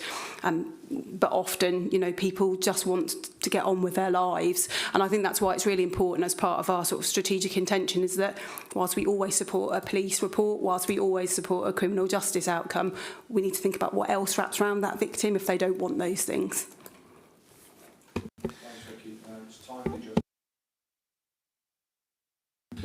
Timely justice escapes us all, but thank you, Vicky. Thank you, Chair. Okay, Councillor Munday. Thank you, Chair. I just wanted to first of all come back on your point, on Councillor Whitrow's point, where you answered about 93%, I think you said, Commissioner, about domestic violence cases being 93% women.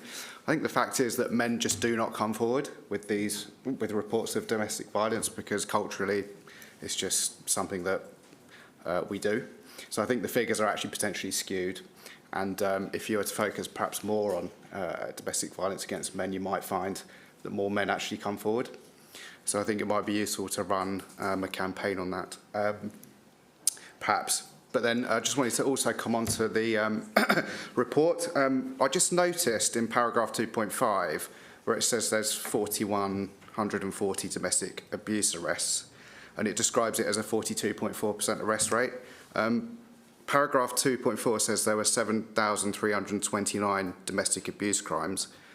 That actually equates to 56.5%, not 42.4%. So I was just wondering if there was perhaps some denominator that you've used that's not kind of included in the report. Also, paragraph 2.5 says that the arrest rate for high-risk dash cases is 84.1%, but it doesn't tell us how many high-risk cases there were in total. So again, I just wonder if you could confirm that just for the purposes of scrutiny. Thank you. Thank you. I've taken those from the Force dashboard. In terms of the first part of your question, they will relate to crimes that have been turned from the domestic incident. So that's a whole combination of things, which I can give you the breakdown. I haven't got the list in front of me today, but I'm very happy to provide kind of more of the detail of what domestic incident look like, how that is converted into arrests. In terms of the high-risk dash, I didn't have that available. I only had the percentage. So again, I'm very happy to go away and provide that to you so that you've got the volumes in relation to that. And I think, the points that you make around men, I recognise that men absolutely do have these experiences. The CCB campaign that I mentioned, we had a male victim. So we worked with a victim survivor who had experienced coercive and controlling behaviour. I felt it was really important that we made sure that actually we made the case that actually this doesn't only happen to women and girls. It may well happen to more women and girls, but it also happens to men. And that was very well received. It was actually done, as I said, by the Serious Violence Prevention Partnership. I'm really happy to share that campaign with you because I think you'll find it really valuable. We had lots of comments. We had over 900 comments on the 3 videos, and the male video is actually one of the most commented on videos. So I'd really like to perhaps share that with you so that you can have a look at that in more detail and see the types of work that we're doing to make sure that actually we're prioritising the narratives around men for some of these campaigns as well. So should we bundle that up through the panel, through you, James, and send a little addendum? Also, just perhaps worth pointing out that in a family where there's domestic violence, and yes, I accept that the majority of it is men versus women, yes, but is there a focus also on perhaps the boys, the children, who are also affected by the man's domestic violence against women? Yeah, all children. Men, whether it's girls or boys, we don't deal with them any differently. We have victim support services available for children who've experienced domestic abuse. I know that within the safer accommodation tender that's been out recently, the local authorities have also got services for children, which will include boys and girls. So there are services available. Does everyone know about them? Probably not as much as they should do, but there's absolutely available services for boys just as much as girls. I think we need to note, Chair, that it's roughly, according to all the statistics I've seen, only 15% of domestic abuse cases get reported. We've got a long way to go to make sure that people have enough trust and confidence in our services and systems to make sure that we get all the reporting that we need to get the full picture. Thank you, Commissioner. I think panel members nodding in agreement there. That in general, it's about getting everybody to report everything if we can. Councillor, do you want to come back in? Yeah, I've only got the one point. Just to give an idea of my background, I spent 24 years in the military, on the ground, war zones, left, right and centre. And the amount of times I was grabbed by one of my interpreters saying, no, this is normal. Have we got a plan or a strategy for other communities that are within within our environment? Of different backgrounds and heritage and everything else, because what we would see as domestic violence to them is normal, and I think it's a lack of education. Having witnessed a public stoning in my previous life, I was horrified but told, no, let's not start a war, pull yourself back. And that's something that we need to look at, is that we have a lot of people now that come into this country and their cultures are totally different. And in some countries it has been known that a wife can be sold, passed on, and everything else. But maybe have we got a system where we can speak to these people in their communities as groups and say, look, this would be classed as. So that it's not singling or everything else. It's just trying to find lowering the figures within those communities and having an understanding that some behaviours would be classed as domestic violence over it and shouldn't be happening and everything else like that. More of a cultural exchange than a telling off or whatever you want to put it. It's not to come across that way. It's to say, look, a bit of a device. I'd probably put it over the wrong way, and if I've upset someone, I do apologise. The intention isn't there. It's about trying to get the information to other communities so that it stops it. Thank you. Commissioner?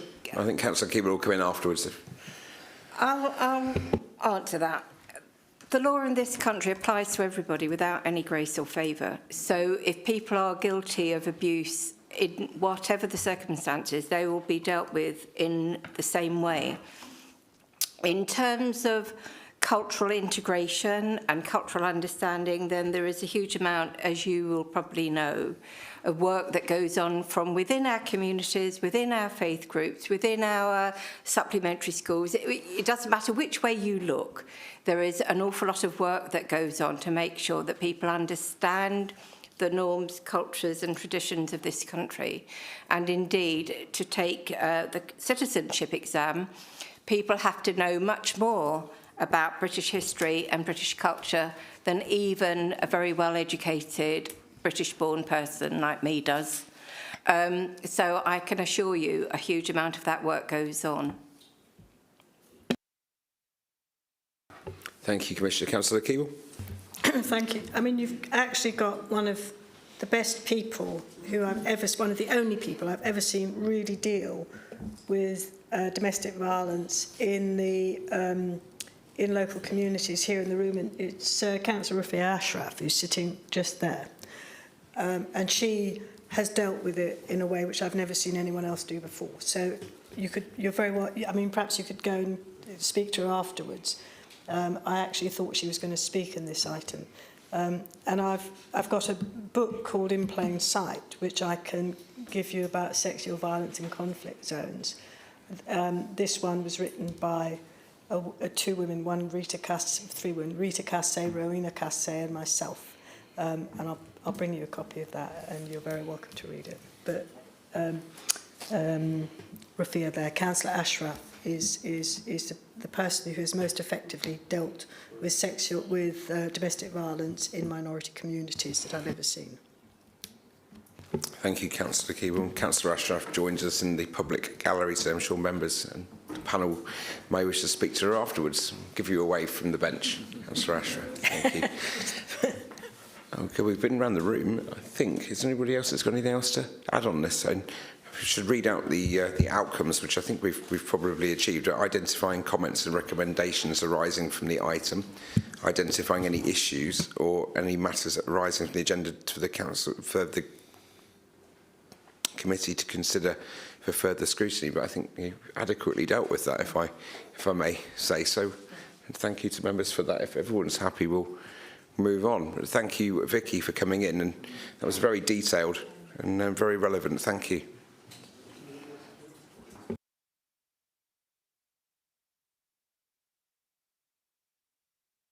Okay, at that point, we'll move on to item 8 on today's agenda, is supporting and holding to account recruitment and retention by Northamptonshire Police and Northamptonshire Fire and Rescue Service. The Commissioner is going to introduce the item shortly, and to note we're now joined at the table by Paul Fell, who is the Commissioner's Director for Performance.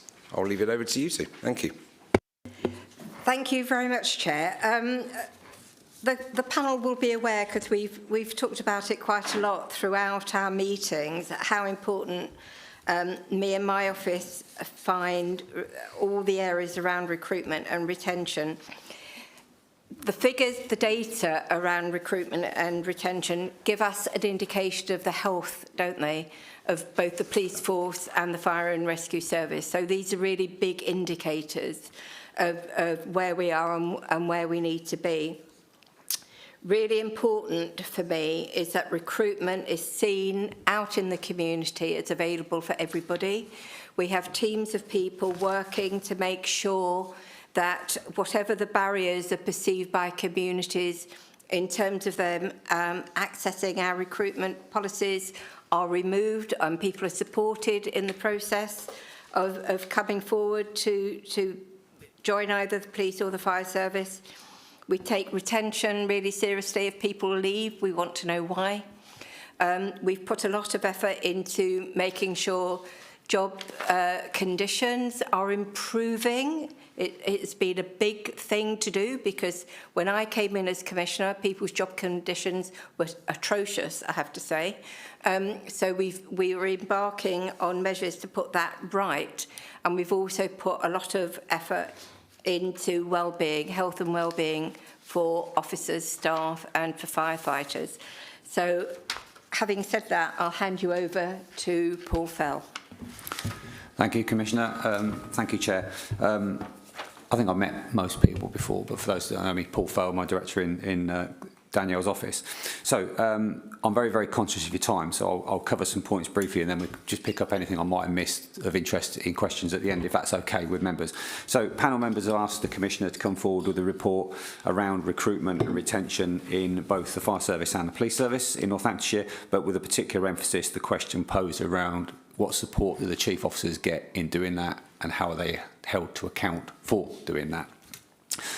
So paper's been produced, you've all seen it. I'll work on the assumption that people have read it and I'll just cover a few of the key highlights and what I consider to be the key points. So first of all, some background context to the paper really. So as the paper describes, visibility of frontline officers and staff is a key tenet in the Commissioner's Safe and Sound Plan, has been, will remain so for the 5 years of the plan. So with that in mind, retention of very expensively recruited and trained staff is essential in order to achieve that high level outcome. So the paper provides some information to panel members in relation to the establishment and then the actual strength of various ranks in both, various functions in both organisations. It's useful background context and I included it because I thought it was likely to be of interest to panel members. I'll deal with some of the numbers first, if I may, very briefly. So I'm not going to go through them because they're all in Appendix A to the paper, but it provides a high-level overview in Appendix A of the numbers relating to police officers, police staff, police community support officers in terms of policing, and then in relation to the fire and rescue service, whole-time and retained firefighters, fire staff and fire control members, so those that work in the fire control room at Daventry. I'm not going to go through, as I've said, all these numbers at this point, as they are in the report, but I can assure members that close monitoring of those numbers takes place internally within both organisations and within the Commissioner's functions and office as well. And within a certain parameters, recruitment can be flexed to accommodate any shortfalls in those at relative short notice. And there may be some questions on that, so I'll hold that for that point. Just some key points over and above the numbers in relation to that. So both the Chief Constable and the Chief Fire Officer now have access to joint activity across the two organisations through a shared enabling services function, which has been talked about here before, so I won't go into that too much detail, but this relates to recruitment activity, recruitment campaigns and positive action support, which I'll talk very briefly about in a short while. This in itself allows certainly it's produced some financial savings, but it allows for greater effectiveness and efficiency in the recruitment processes for both policing and fire, and it also allows both organisations the ability to learn from each other and the positive things and the less positive things about recruitment and retention, but whilst allowing both chiefs to, I've described it here as keep their own brand identity, which is really, really important, but I think both for the public and for the organisations themselves. This new approach has seen increased interest in and increased applications for firefighter and police officer posts since that new approach has been taken. I mentioned in the report, and I've just briefly mentioned the positive action support that's available to candidates looking for policing or fire careers. So very briefly, this is a function that was actually started in Northamptonshire Police. It was exclusive to Northamptonshire Police rather than the fire service initially. It initially focused on supporting those from underrepresented communities in both considering policing as a career, but then supported them through the application and recruitment process, because we know there are some specific barriers to those from underrepresented communities in doing so. It is now a service that's available more broadly, and applicants from those communities and applicants from any communities can be signposted to the Positive Action Support Team for support in what does being a police officer mean, what does being a firefighter mean, and as well as helping them through the process and removing barriers, it actually opens people's eyes to the expectations of the role they're about to apply for. We have heard horror stories, and some of them are true, about people joining the police and then not realising that they've got to work nights, for example. I use that as a really extreme example, but it does allow people to have a better understanding of what they think they're applying for. it recruits effectively, in simple terms, it works with both applicants themselves and the communities that those applicants might come from in terms of easing the process for them. So just a couple of examples about the positive action approach has seen improved levels of attraction from certain underrepresented groups in the 2026 police cohort, particularly those from Asian, black, mixed and other white backgrounds. It's seen increased ratios of applications from those with declarations of LGBTQ sexuality.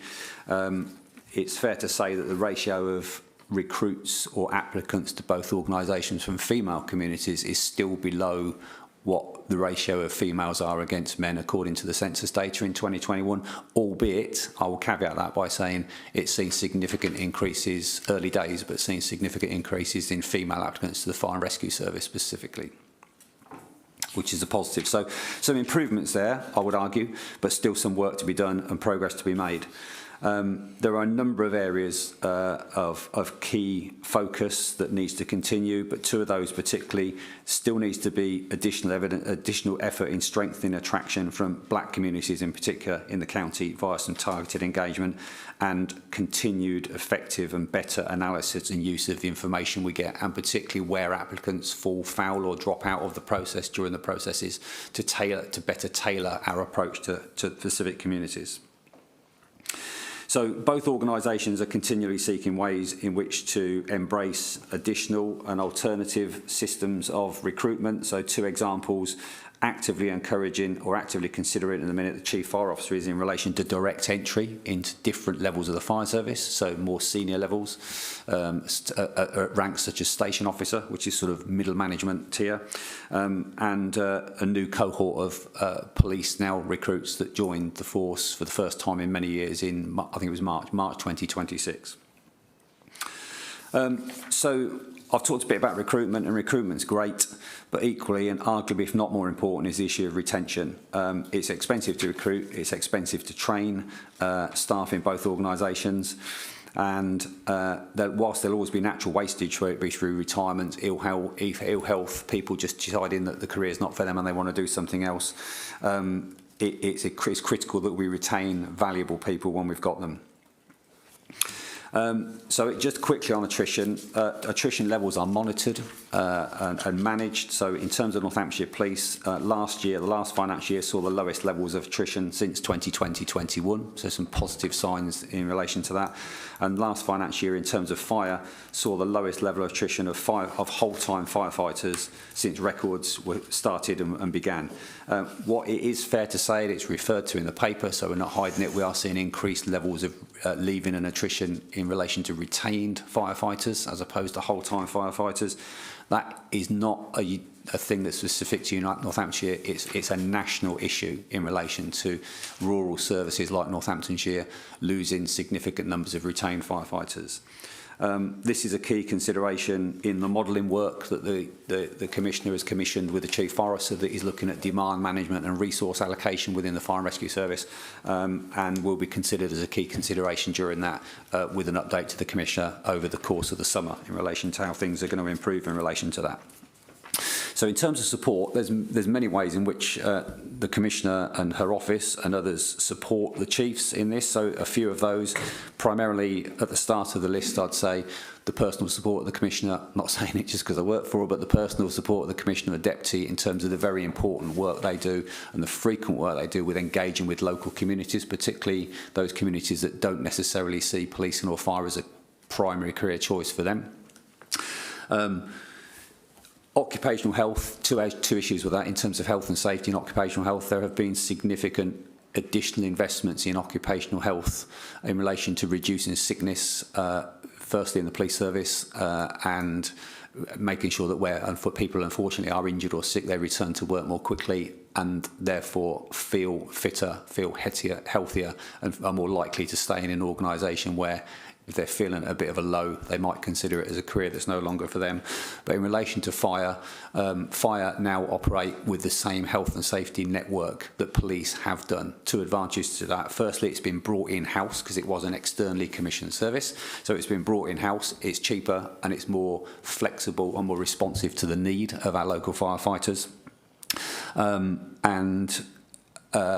It also has allowed access to an enhanced provision over and above what they had in the fire and rescue service that police officer colleagues were already benefiting from. So a really important step, and has been well received, is my understanding, with frontline staff in the fire and rescue service.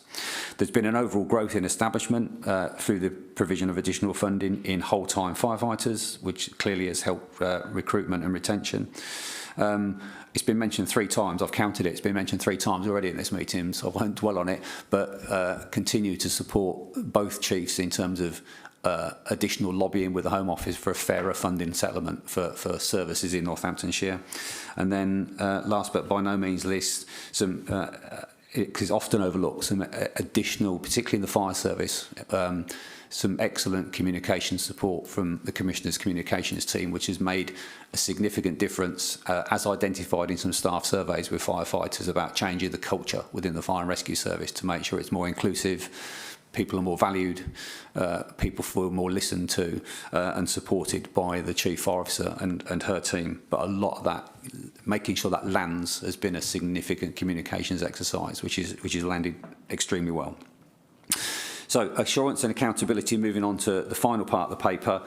So there are a number of means of holding the chiefs to account for their responsibilities in this particular area.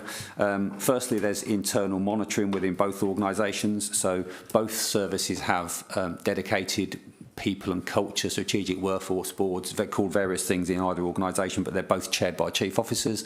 And if a member of Danielle's senior team doesn't attend those as a first line of assurance, data from that is fed into meetings that senior members of the team do go to. So that provides us with our first level of assurance. So we're able to pick up issues early as they arise, rather than waiting for them to become a problem around recruitment and retention. Clearly, Danielle has our regular one-to-one meetings, and conversations around this thing are feature regularly in relation to that. We monitor anything to do with recruitment quite robustly, so that can be financial data through the meetings that Vaughan and his colleagues have in relation to how we're doing in terms of pay, activity against the budget for staff salaries, etc. That's one of the first indicators. And then we have a variety of HR data, which isn't as good as we would like, but some of it is not within our control because it's national data and some of it's only released nationally. But we are able to look at data in relation to how we're doing locally, comparing ourselves against ourselves in previous timeframes, but also how similar forces and similar fire services are performing in terms of recruitment and retention, and what the national data looks like across the piece with all 43 forces and all 44 fire and rescue services. And then we have our formal accountability boards, which brings me probably to my last point before questions. So on accountability board meetings, so they're held with both organisations on a monthly basis. I've presented about those here before, so I'm not going to go into detail of the structure of them, but at Appendix A, I have attached a list of things since the beginning of 2025 that I consider either directly relate to challenge and scrutiny around recruitment and retention, or areas, some of the areas I've touched upon already, but areas where I think they have an indirect or a key role to play in how effective the recruitment and retention processes in both organisations are. So I'll leave it there for any questions, Chair. Thank you, Paul. Who would like to go first? Dr. Coos. Thank you for that, really helpful. I do have a question. So Appendix B, which I was interested in looking at, is, and you've talked about actually funding around kind of well-being and occupational health and stuff, but I noticed that the subjects raised through the accountability board, the workforce management and sickness is across both. So I'm just wondering, what are the sickness levels currently across the organisations, and what impacts is the new occupational health or funding having in that? Because I've not seen the sickness figures, I've not seen anything in order to judge whether it's got better or worse. Really helpful. Yeah, no, good question. And what I say, it wasn't put in there deliberately. It wasn't to be evasive, but that's not, as you understand, that wasn't what the paper was about. Sickness levels are high in both organisations, higher than we would like. They're lower in the fire and rescue service. I'm not playing for time. I don't have the actual numbers at my hand, so I won't be able to say that. But I'll let you have them afterwards. But they're lower in the fire and rescue service than they are in the police service. That's a historical thing. They're higher than they have been historically in the police service, but they are improving, and we've seen some noticeable improvements over the last 12 months. I don't think that's luck. The reason the investments in the occupational health and well-being service has been put in place was partly because Danielle was unhappy and the chief was unhappy with the level of sickness rates that were going on. Predominantly, the growing area of business, if I can put it like that, in relation to sickness is psychological and mental health and stress and anxiety issues. And that's where a lot of the additional investment has gone. They're increasing. We've recently discussed it with the force. We've seen significant improvements over the last 12 months, even bigger improvements over the last 6 months. And the chief has made a pledge to improve that further over the next 6 months as well. But if you're interested in the specifics of the figures, I'm not going to guess at them. But I'll get some graphs and get them to you as part of that additional bundle, if that's all right. That would be really helpful. Yeah. I'd like to see those. Okay. Thank you. Councillor Munday, then Councillor Towns. Thank you, Chair. I've worked in human resources for 20 years, but I'll be as nice as possible. So first of all, I welcome the move to recruit a dedicated recruitment manager. I think that's going to be really valuable, particulars as well. You've identified in paragraph 4.1 that some cost savings have been made. You use an applicant tracking system. Is that's new, I understand. So my question is, what's the cost difference between the savings you've made by recruiting somebody in-house to manage recruitment and versus the cost of the applicant tracking system? Because obviously when you bring people in-house and then you have to get systems, and the costs stack up. So you might have made a cost saving by bringing somebody in-house, but there might be additional costs elsewhere because of that. Secondly, there's several paragraphs of the report which refer to different measures, such as clicks into recruitment systems, applications, rejoiners, attrition, leavers, headcount. It's not clear how all of this recruitment activity translates into more people in post and achieves sort of better frontline capacity. So high numbers of clicks on applications may increase the talent pool, the pool that can be selected from, but it doesn't actually necessarily mean successful hires or improved retention. So I wonder if you could confirm what sort of measures you use to hold the Chief Constable, Chief Fire Officer to account on that, and whether recruitment and retention are genuinely improving service delivery. Thanks, Councillor Munday. Can I come in on that instead of Paul?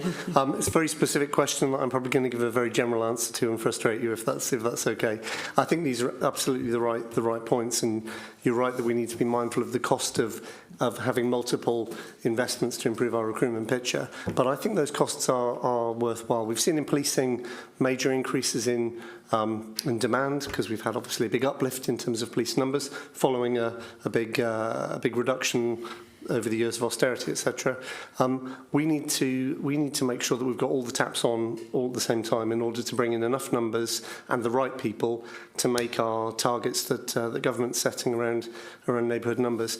Increasingly, government is linking your achievement of workforce numbers to funding. So I think it's a worthwhile investment to potentially overinvest in the range of recruitment mechanisms that we've got in order to make sure that we have talent and that we have headcount. So things like Police Now, that's a bought service. This is effectively the police equivalent of Teach First, if people know it. So it's trying to attract a different audience to policing. 80% of their recruits say they've never considered police careers before, so it's obviously doing something different. They've got some sort of pretty smart HR strategies there. And that's supplementary, isn't it? Somebody else is doing the recruitment exercise for us.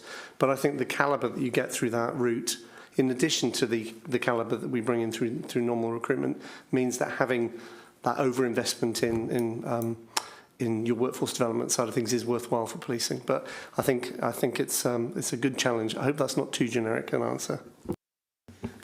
All I'll say on that as well, you can be as rude as you like because I don't work in HR, so I won't be offended. But in terms of your final point about recruitment, because this was mentioned earlier before Vicky did her piece, I think it's important to say there isn't what I would describe as a crisis in recruitment in either police or fire. We don't have a shortage of applicants in police or fire. The investment that's gone in is, if anything, we have applicants that have not thought through what the full expectations of the role that they're about to apply for are.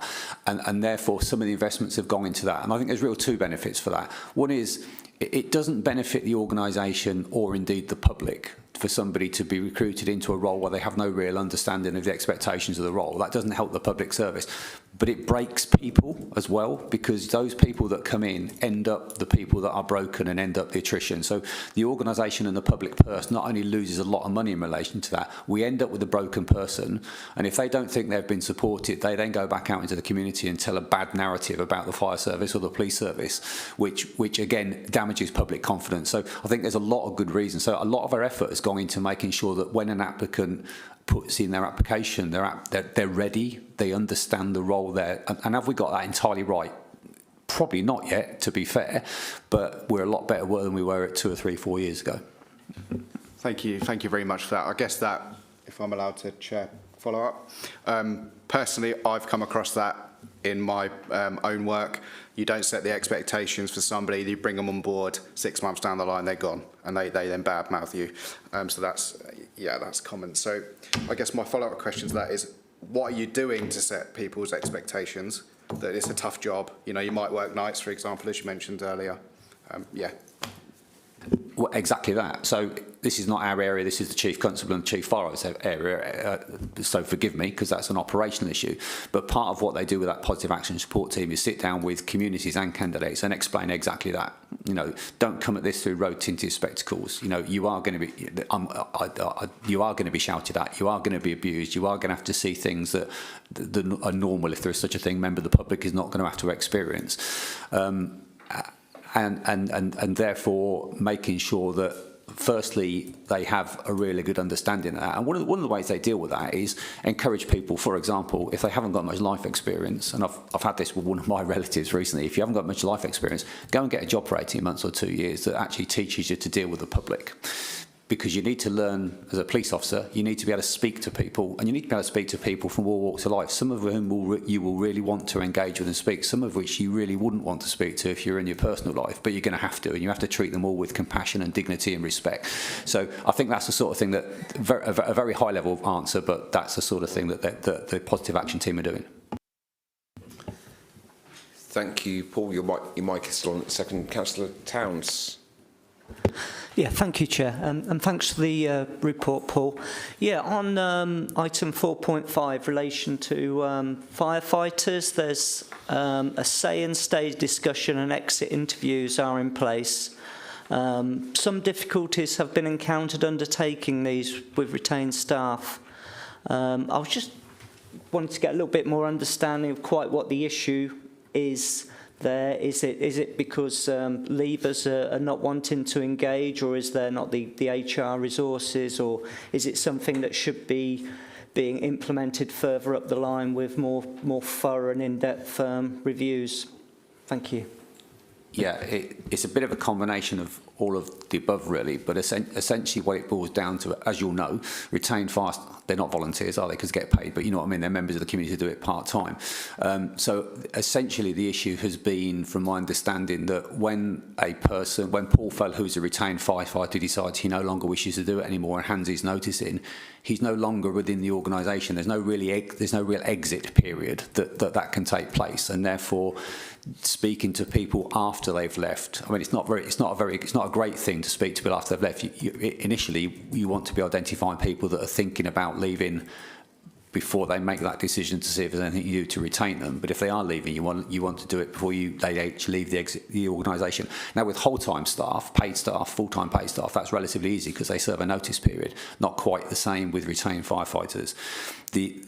But one of the things that could it be that it needs to be done better, and the Chief Fire Officer acknowledges that. We've had discussions with her around that, and she's actively working on how that can be captured at an earlier part before they've actually left the organisation, because when they've left, they perhaps don't want to get involved in those conversations. One of the key things that is coming through, I'm not just releasing any trade secrets here. One of the key things that comes out of those, though, is to be a retained firefighter is quite a commitment on somebody's time in terms of training nights, ongoing training, etc. But they're not actually used that often. So one of the things that Danielle has asked the Chief Forester to consider in her demand modelling work and a modelling work over the summer is how can we better utilise those that volunteer in our communities to be retained firefighters, not only to give them more of what they've traditionally been used for, but new activities, new ideas that involve them engaging with the community that can actually give them, in their mind, a better return on the investment they're giving to their local community in terms of the training. Okay, thank you. That's it's quite enlightening about the how you're looking at perhaps more roles for them to keep them engaged. Yeah, thank you. Thank you both. Mr. Frost. Yeah, I suppose my biggest worry with the whole recruitment process is the horror stories I still hear about vetting. Now, we understand why you've had to tighten vetting up, but actually, when somebody's applying for a job and waiting 4 or 5 months for their vetting, they're not going to stand around for that long. And I know a number of people who have gone for police staff roles in particular who have just got fed up waiting. So it's a real dilemma. And surely there must be a better way of managing that risk at the start rather than waiting 5 months to employ somebody that's already worked for the police force for 30 years, been DV vetted, but then has to go through a vetting process again and can't wait 5 months because they've got to have a job and support the family. So that, for me, is how do you get that balance right? Shall I take that one? Obviously, vetting has been a big issue for us in this county, and I think we're sort of unashamed of the fact that we've set a higher bar, and that necessarily that means that it takes time to complete vetting. The Commissioner has also chosen to make investment in the vetting team to make sure that isn't at the cost of timely vetting. The numbers are much better than there'll be the horror story, I'm sure, and there'll be cases specifically for reasons I shan't guess at here. But the general time for vetting is much shorter than that. It's a couple of months at the outset on a good day. And when it comes to police recruitment, those cohorts are prioritised and put first. So if we've got somebody on the hook who's interested in this career, you don't want to lose that energy in a long way. To absolutely get that. So we've made topical investments, but I think we're unapologetic about setting a high bar. And then on the retention, one of the issues used to be that quite a lot of posts were pointed to without a face-to-face anywhere in the process, and it always staggered me how an organisation that recruited people to deal with people didn't actually speak to people before they employed them. Can you reassure us that people are spoken to and seen face-to-face in most of these applications these days? Yeah. Well, yes, is the answer. We are a slightly longer answer, Andy, is that they still go through the national paper sift, which the chief doesn't have any control over. That's mandated, so he's with that. But again, I go back to the positive action team. That was another reason for that. So in its embryonic format, it was exclusively around targeting underrepresented groups, but I think some of the positive learning from that and how we recognise, or how the chief recognised that it was better preparing people for the role and the application process, means that service is now open for. And in the paper there is some, I can't remember the figures off the top of my head, but in the paper you'll find some actual figures of the percentage of people that applied for the 2026 recruitment cohorts that have had access to that, and it's a significant percentage of those. So at some point in the process they are spoken to face to face, yeah. But it's not exactly the process that you will remember. Thank you both. Anybody else? Councillor Whitburn. Thank you, Chair. Fire Brigade, I think, are brilliant, and what they do is brilliant, and everything else. Unfortunately, I can't say the same for the police. What are we going to do to actually improve the image of Northamptonshire's police? Because at the moment, it's about to get a big battering anyway. What are we going to do it's transparency. What the public want is transparency. They want to see something being done. If something's wrong, people being held account for it. Because we're about to get knocked again. It's going viral. My phone hasn't stopped pinging. I know exactly what's happening and everything else, and it's out there. My concern is the trust in Joe Bloggs walking down the street, the trust they have in the police officers that they employ, because they pay for them. Because at the moment, that trust is getting less and less day by day, which will affect recruitment and will affect retention. Because when a police officer is going home to his family and his parents or his wife's going, my God, I hope you weren't involved in any of that, darling. It's going to affect recruitment and retention. All I'm saying is that we need to be, I know there are going to be some decisions that are going to be very hard for people to make, but we need to be transparent to the public and saying, look, mistakes have been made, and this is what we're doing about it. And being open and transparent, because if you're not, you're going to lose your public, and at the moment, confidence within the police with the public isn't particularly high. People don't like putting in crimes. I've been a victim of crime within Northamptonshire twice, and nothing's actually happened. I actually had to phone up and chase out what was going on. It wasn't until I put a complaint in that I actually got told it had all been dropped, and that was an assault. So I've experienced it and witnessed it as a member of the public. And having been a serving member in Suffolk Constabulary, I've also seen both sides. And it is, yeah, I wouldn't join you. Thank you. Just being particularly conscious of the item about recruitment and retention, but note it was referenced, Councillor Whitrow.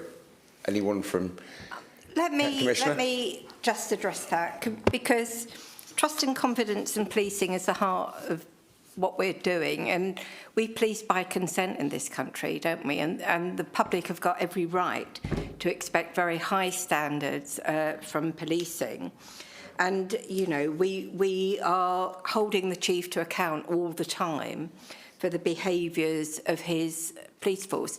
And you will probably be aware that we've had the highest number of police officers going through misconduct proceedings because the present Chief Constable is holding his officers to a very high standard. And we are seeing as well an increase in number of people within teams letting us know of bad behaviours going on, because for once they're beginning to feel safe in terms of reporting that, because they know it will be taken seriously and will be taken through procedures. So I know that the Chief is really, really concerned to root out any bad behaviour, to offer training where that's appropriate, but to get people out of the service where that's appropriate as well. So I'm really pleased about that. You're right in terms of transparency. We do want people to know what is going on in the police. Me and the Chief, as you probably know, do a lot of public walkabouts. We go in to retail outfits or to organisations. We meet members of the public on the street, and we are happy to talk to them and listen to them, more importantly. We've also instituted a practice of every quarter, I think it is, doing a Chief's chat where the public can ask us questions, and they do. And where we answer those questions as honestly as we possibly can. The Chief also does an internal Chief chat, so people internally can ask those kind of questions as well. We publish a huge amount from my office of material to let people know what's going on from my office's point of view, and the Chief has his own comms team that also does the same. So we're trying really, really hard to do that. We also take the public temperature, if you like, of how the public are receiving what they understand by policing on a very regular basis as well, so that we can see where improvements need to take place. So we're particularly concerned at the moment about young people's view of policing, where young people are saying they trust the police, but they don't have confidence in them because they don't think the police like them. So we know there's a bit of work to do with young people around that. But I agree with you that trust and confidence in policing is really, really important. I think with our new Chief Constable and his new senior leadership team, we're seeing a different kind of policing in Northamptonshire. And I have to say I have a lot of confidence in it. Because I think they have got an awareness of how policing impacts on communities, and they are very community-minded. Thank you. Chair, I just wanted to give you a couple of figures for the minutes that I didn't have before, but I've got now, in terms of recruitment, if that's okay, James. So when I came into post in May, says yes. in May 24, there were 57 PCSOs, and we now have 81. Thank you, Daniel. Any other members like to comment? Thank you everyone for adding some flesh tonight. I think there's lots of things said. Everyone agrees with the balance is important. One of the things that picked up as interesting reflection from a member of the community I was speaking to last night around targets. And it may not surprise you for me to raise this, but diversity targets as well.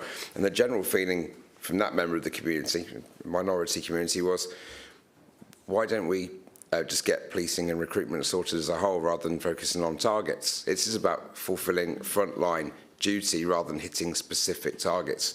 I think the wider member of the community that I speak to on wide walkarounds, certainly knocking on doors and speaking to us, we just want police in post and the trust in police, but it's about getting in. We can achieve balance by merit as well as by recruitment, but getting frontline services fulfilled. And I know that from Paul's point is we don't have a recruitment problem per se is what we've heard, but we want the best people for the jobs, regardless of any characteristics. Do you know, we don't have targets. I don't know what you're talking about. We have targets to do with numbers. We don't have any other kind of targets. And of course, we recruit on merit. What we try to ensure, Chair, is that we haven't put up artificial barriers for people coming forward to join the police force. If I find that we have put up barriers to stop people of colour coming in or to stop women coming in, I shall be extremely angry. That is not our business. Our business is to encourage as many people as we possibly can to think of roles either in policing or in fire as officers or as staff or in the multiple roles associated with that. And of course, we do take people on merit. We go through a very rigorous procedure to make sure that we get the right people for the right job. Thank you for that. Accepted. Anybody else? Okay, super. So we think we've identified our comments and recommendations, issues, and anything else. Is anything else to add? We will move on with agreement with a nod. Yeah. Thank you. And in that case, we'll come to item 9 on today's agenda, which is a review of the Police, Fire and Crime Panel's work programme. And at this point, I invite James to come in on that, if you're on a mic, and go through that and invite panel members to respond afterwards. Thank you. Thank you, Chair. So I hope this report is entirely self-explanatory. It sets out at Appendix A the latest version of the panel's work programme, and Appendix B any resolutions from previous panel meetings requiring further action and the status of those. As has been mentioned, this is the last panel meeting of the current civic year, so any comments that the panel makes now in terms of future work will be subject to review by the panel that assembles again after annual meetings. But it's still valid for the panel to make those comments, because whilst the new panel would be entirely sovereign over its work programme, one would hope that it would be informed by what its predecessors had done and thought. So, as I say, Chair, hope the report is clear. I'm happy to take any questions, though. Oh, thank you, James. If I might first, Councillor Keeble, I think the very first meeting we had when we actually came together, this panel, it was a very lengthy discussion, one of the things we wanted to discuss over the coming year. And I think we've, in the main, achieved that. I'm sure members agree. It's been fruitful discussion of probably more detail than it had gone before. So, yeah, that's my sentiment. I'd like it to stand and be built on what we've already done. And again, when the this committee meets again in June, I believe the 18th, is that's either built on, added to, and if we agree that things have been done and dusted, then we take them off and look at something else. Councillor Keeble, then Dr. Coos. Thank you. I'm very pleased to see in June the overview, the drug-related crime, including knife crime, which I think is probably given recent events, is probably more important than ever to look at, and very useful it comes here as well to relate the different bits, the different services. The one thing I wonder, and I appreciate you didn't want to raise this, but I had sort of lost sight of the fact that that review hadn't started yet into the Nadine Quashie budget. Is that right? I might defer to Sarah on that, because I believe some work's done before full references were set. Because what I wanted to ask about, and what my question was that there's been quite a lot of discussion about trust and so on, and that's obviously quite an important strand in all of this. And I just wondered whether it because bearing in mind it'll be a different panel, it might be worth flagging up that this work strand needs to be considered at some reasonable point in time, because I thought the review was supposed to be, first of all, it's supposed to be complete before December, and then it's gone on and on and on, and I don't want it to disappear off. And even if it's just some sort of interim, I think we need at some point as a panel to have it in mind that we come back to it, because I must confess, when I think it was one of the officers there said that it was Johnny Bugg said he just sent out the revised terms and reference. I mean, I hadn't actually seen that. I've just done a search and I couldn't find it. And I'm really keen that we make sure that we deal with the issue and don't just leave it dragging on and dragging on. So Sarah? I believe it's underway.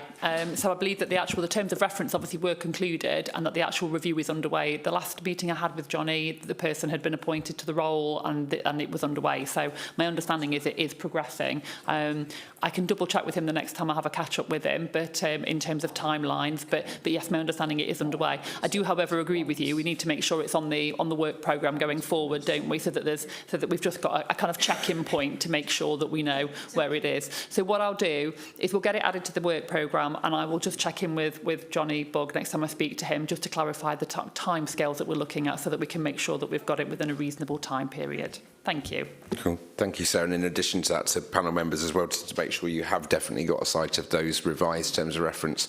And what I think we were talking about is what the Chief Executive said about taking on board comments that both Dr. Coos and I made, and yourself, Councillor Keeble, to make sure it had the member input in that to shape that. And I think that was achieved by the final issue. But if you haven't got them, and we can absolutely get them sent to you. Anyone else? Dr. Coos, you were going to come in. And just, Sally, it's a good reminder, and I think if you looked at our work program, that we've still, in the additional topics identified but not scheduled, that is definitely in there, that report. So you're right, that needs to come forward onto the work plan. I guess the other thing is, and a good reminder, Chair, that we have done a lot of work this last year. The number of additional topics that we had in there not scheduled, I think we might have covered some of these off anyway through discussion. So I think it might be worth kind of James having a review of that and seeing if there are ones that we have already covered off that could be taken off, because we have done a lot of work. But the independent review one is still on, Sally, and as soon as we get that report, I guess if it goes on the work programme, then we can schedule it for a session. I think it'll probably be a meaty session because I think there'll be a lot of discussion around it. I think someone said that taking this, Chair, that they're quick meetings, but they most certainly aren't, and they are detailed. Okay, thank you. Anybody else? Good.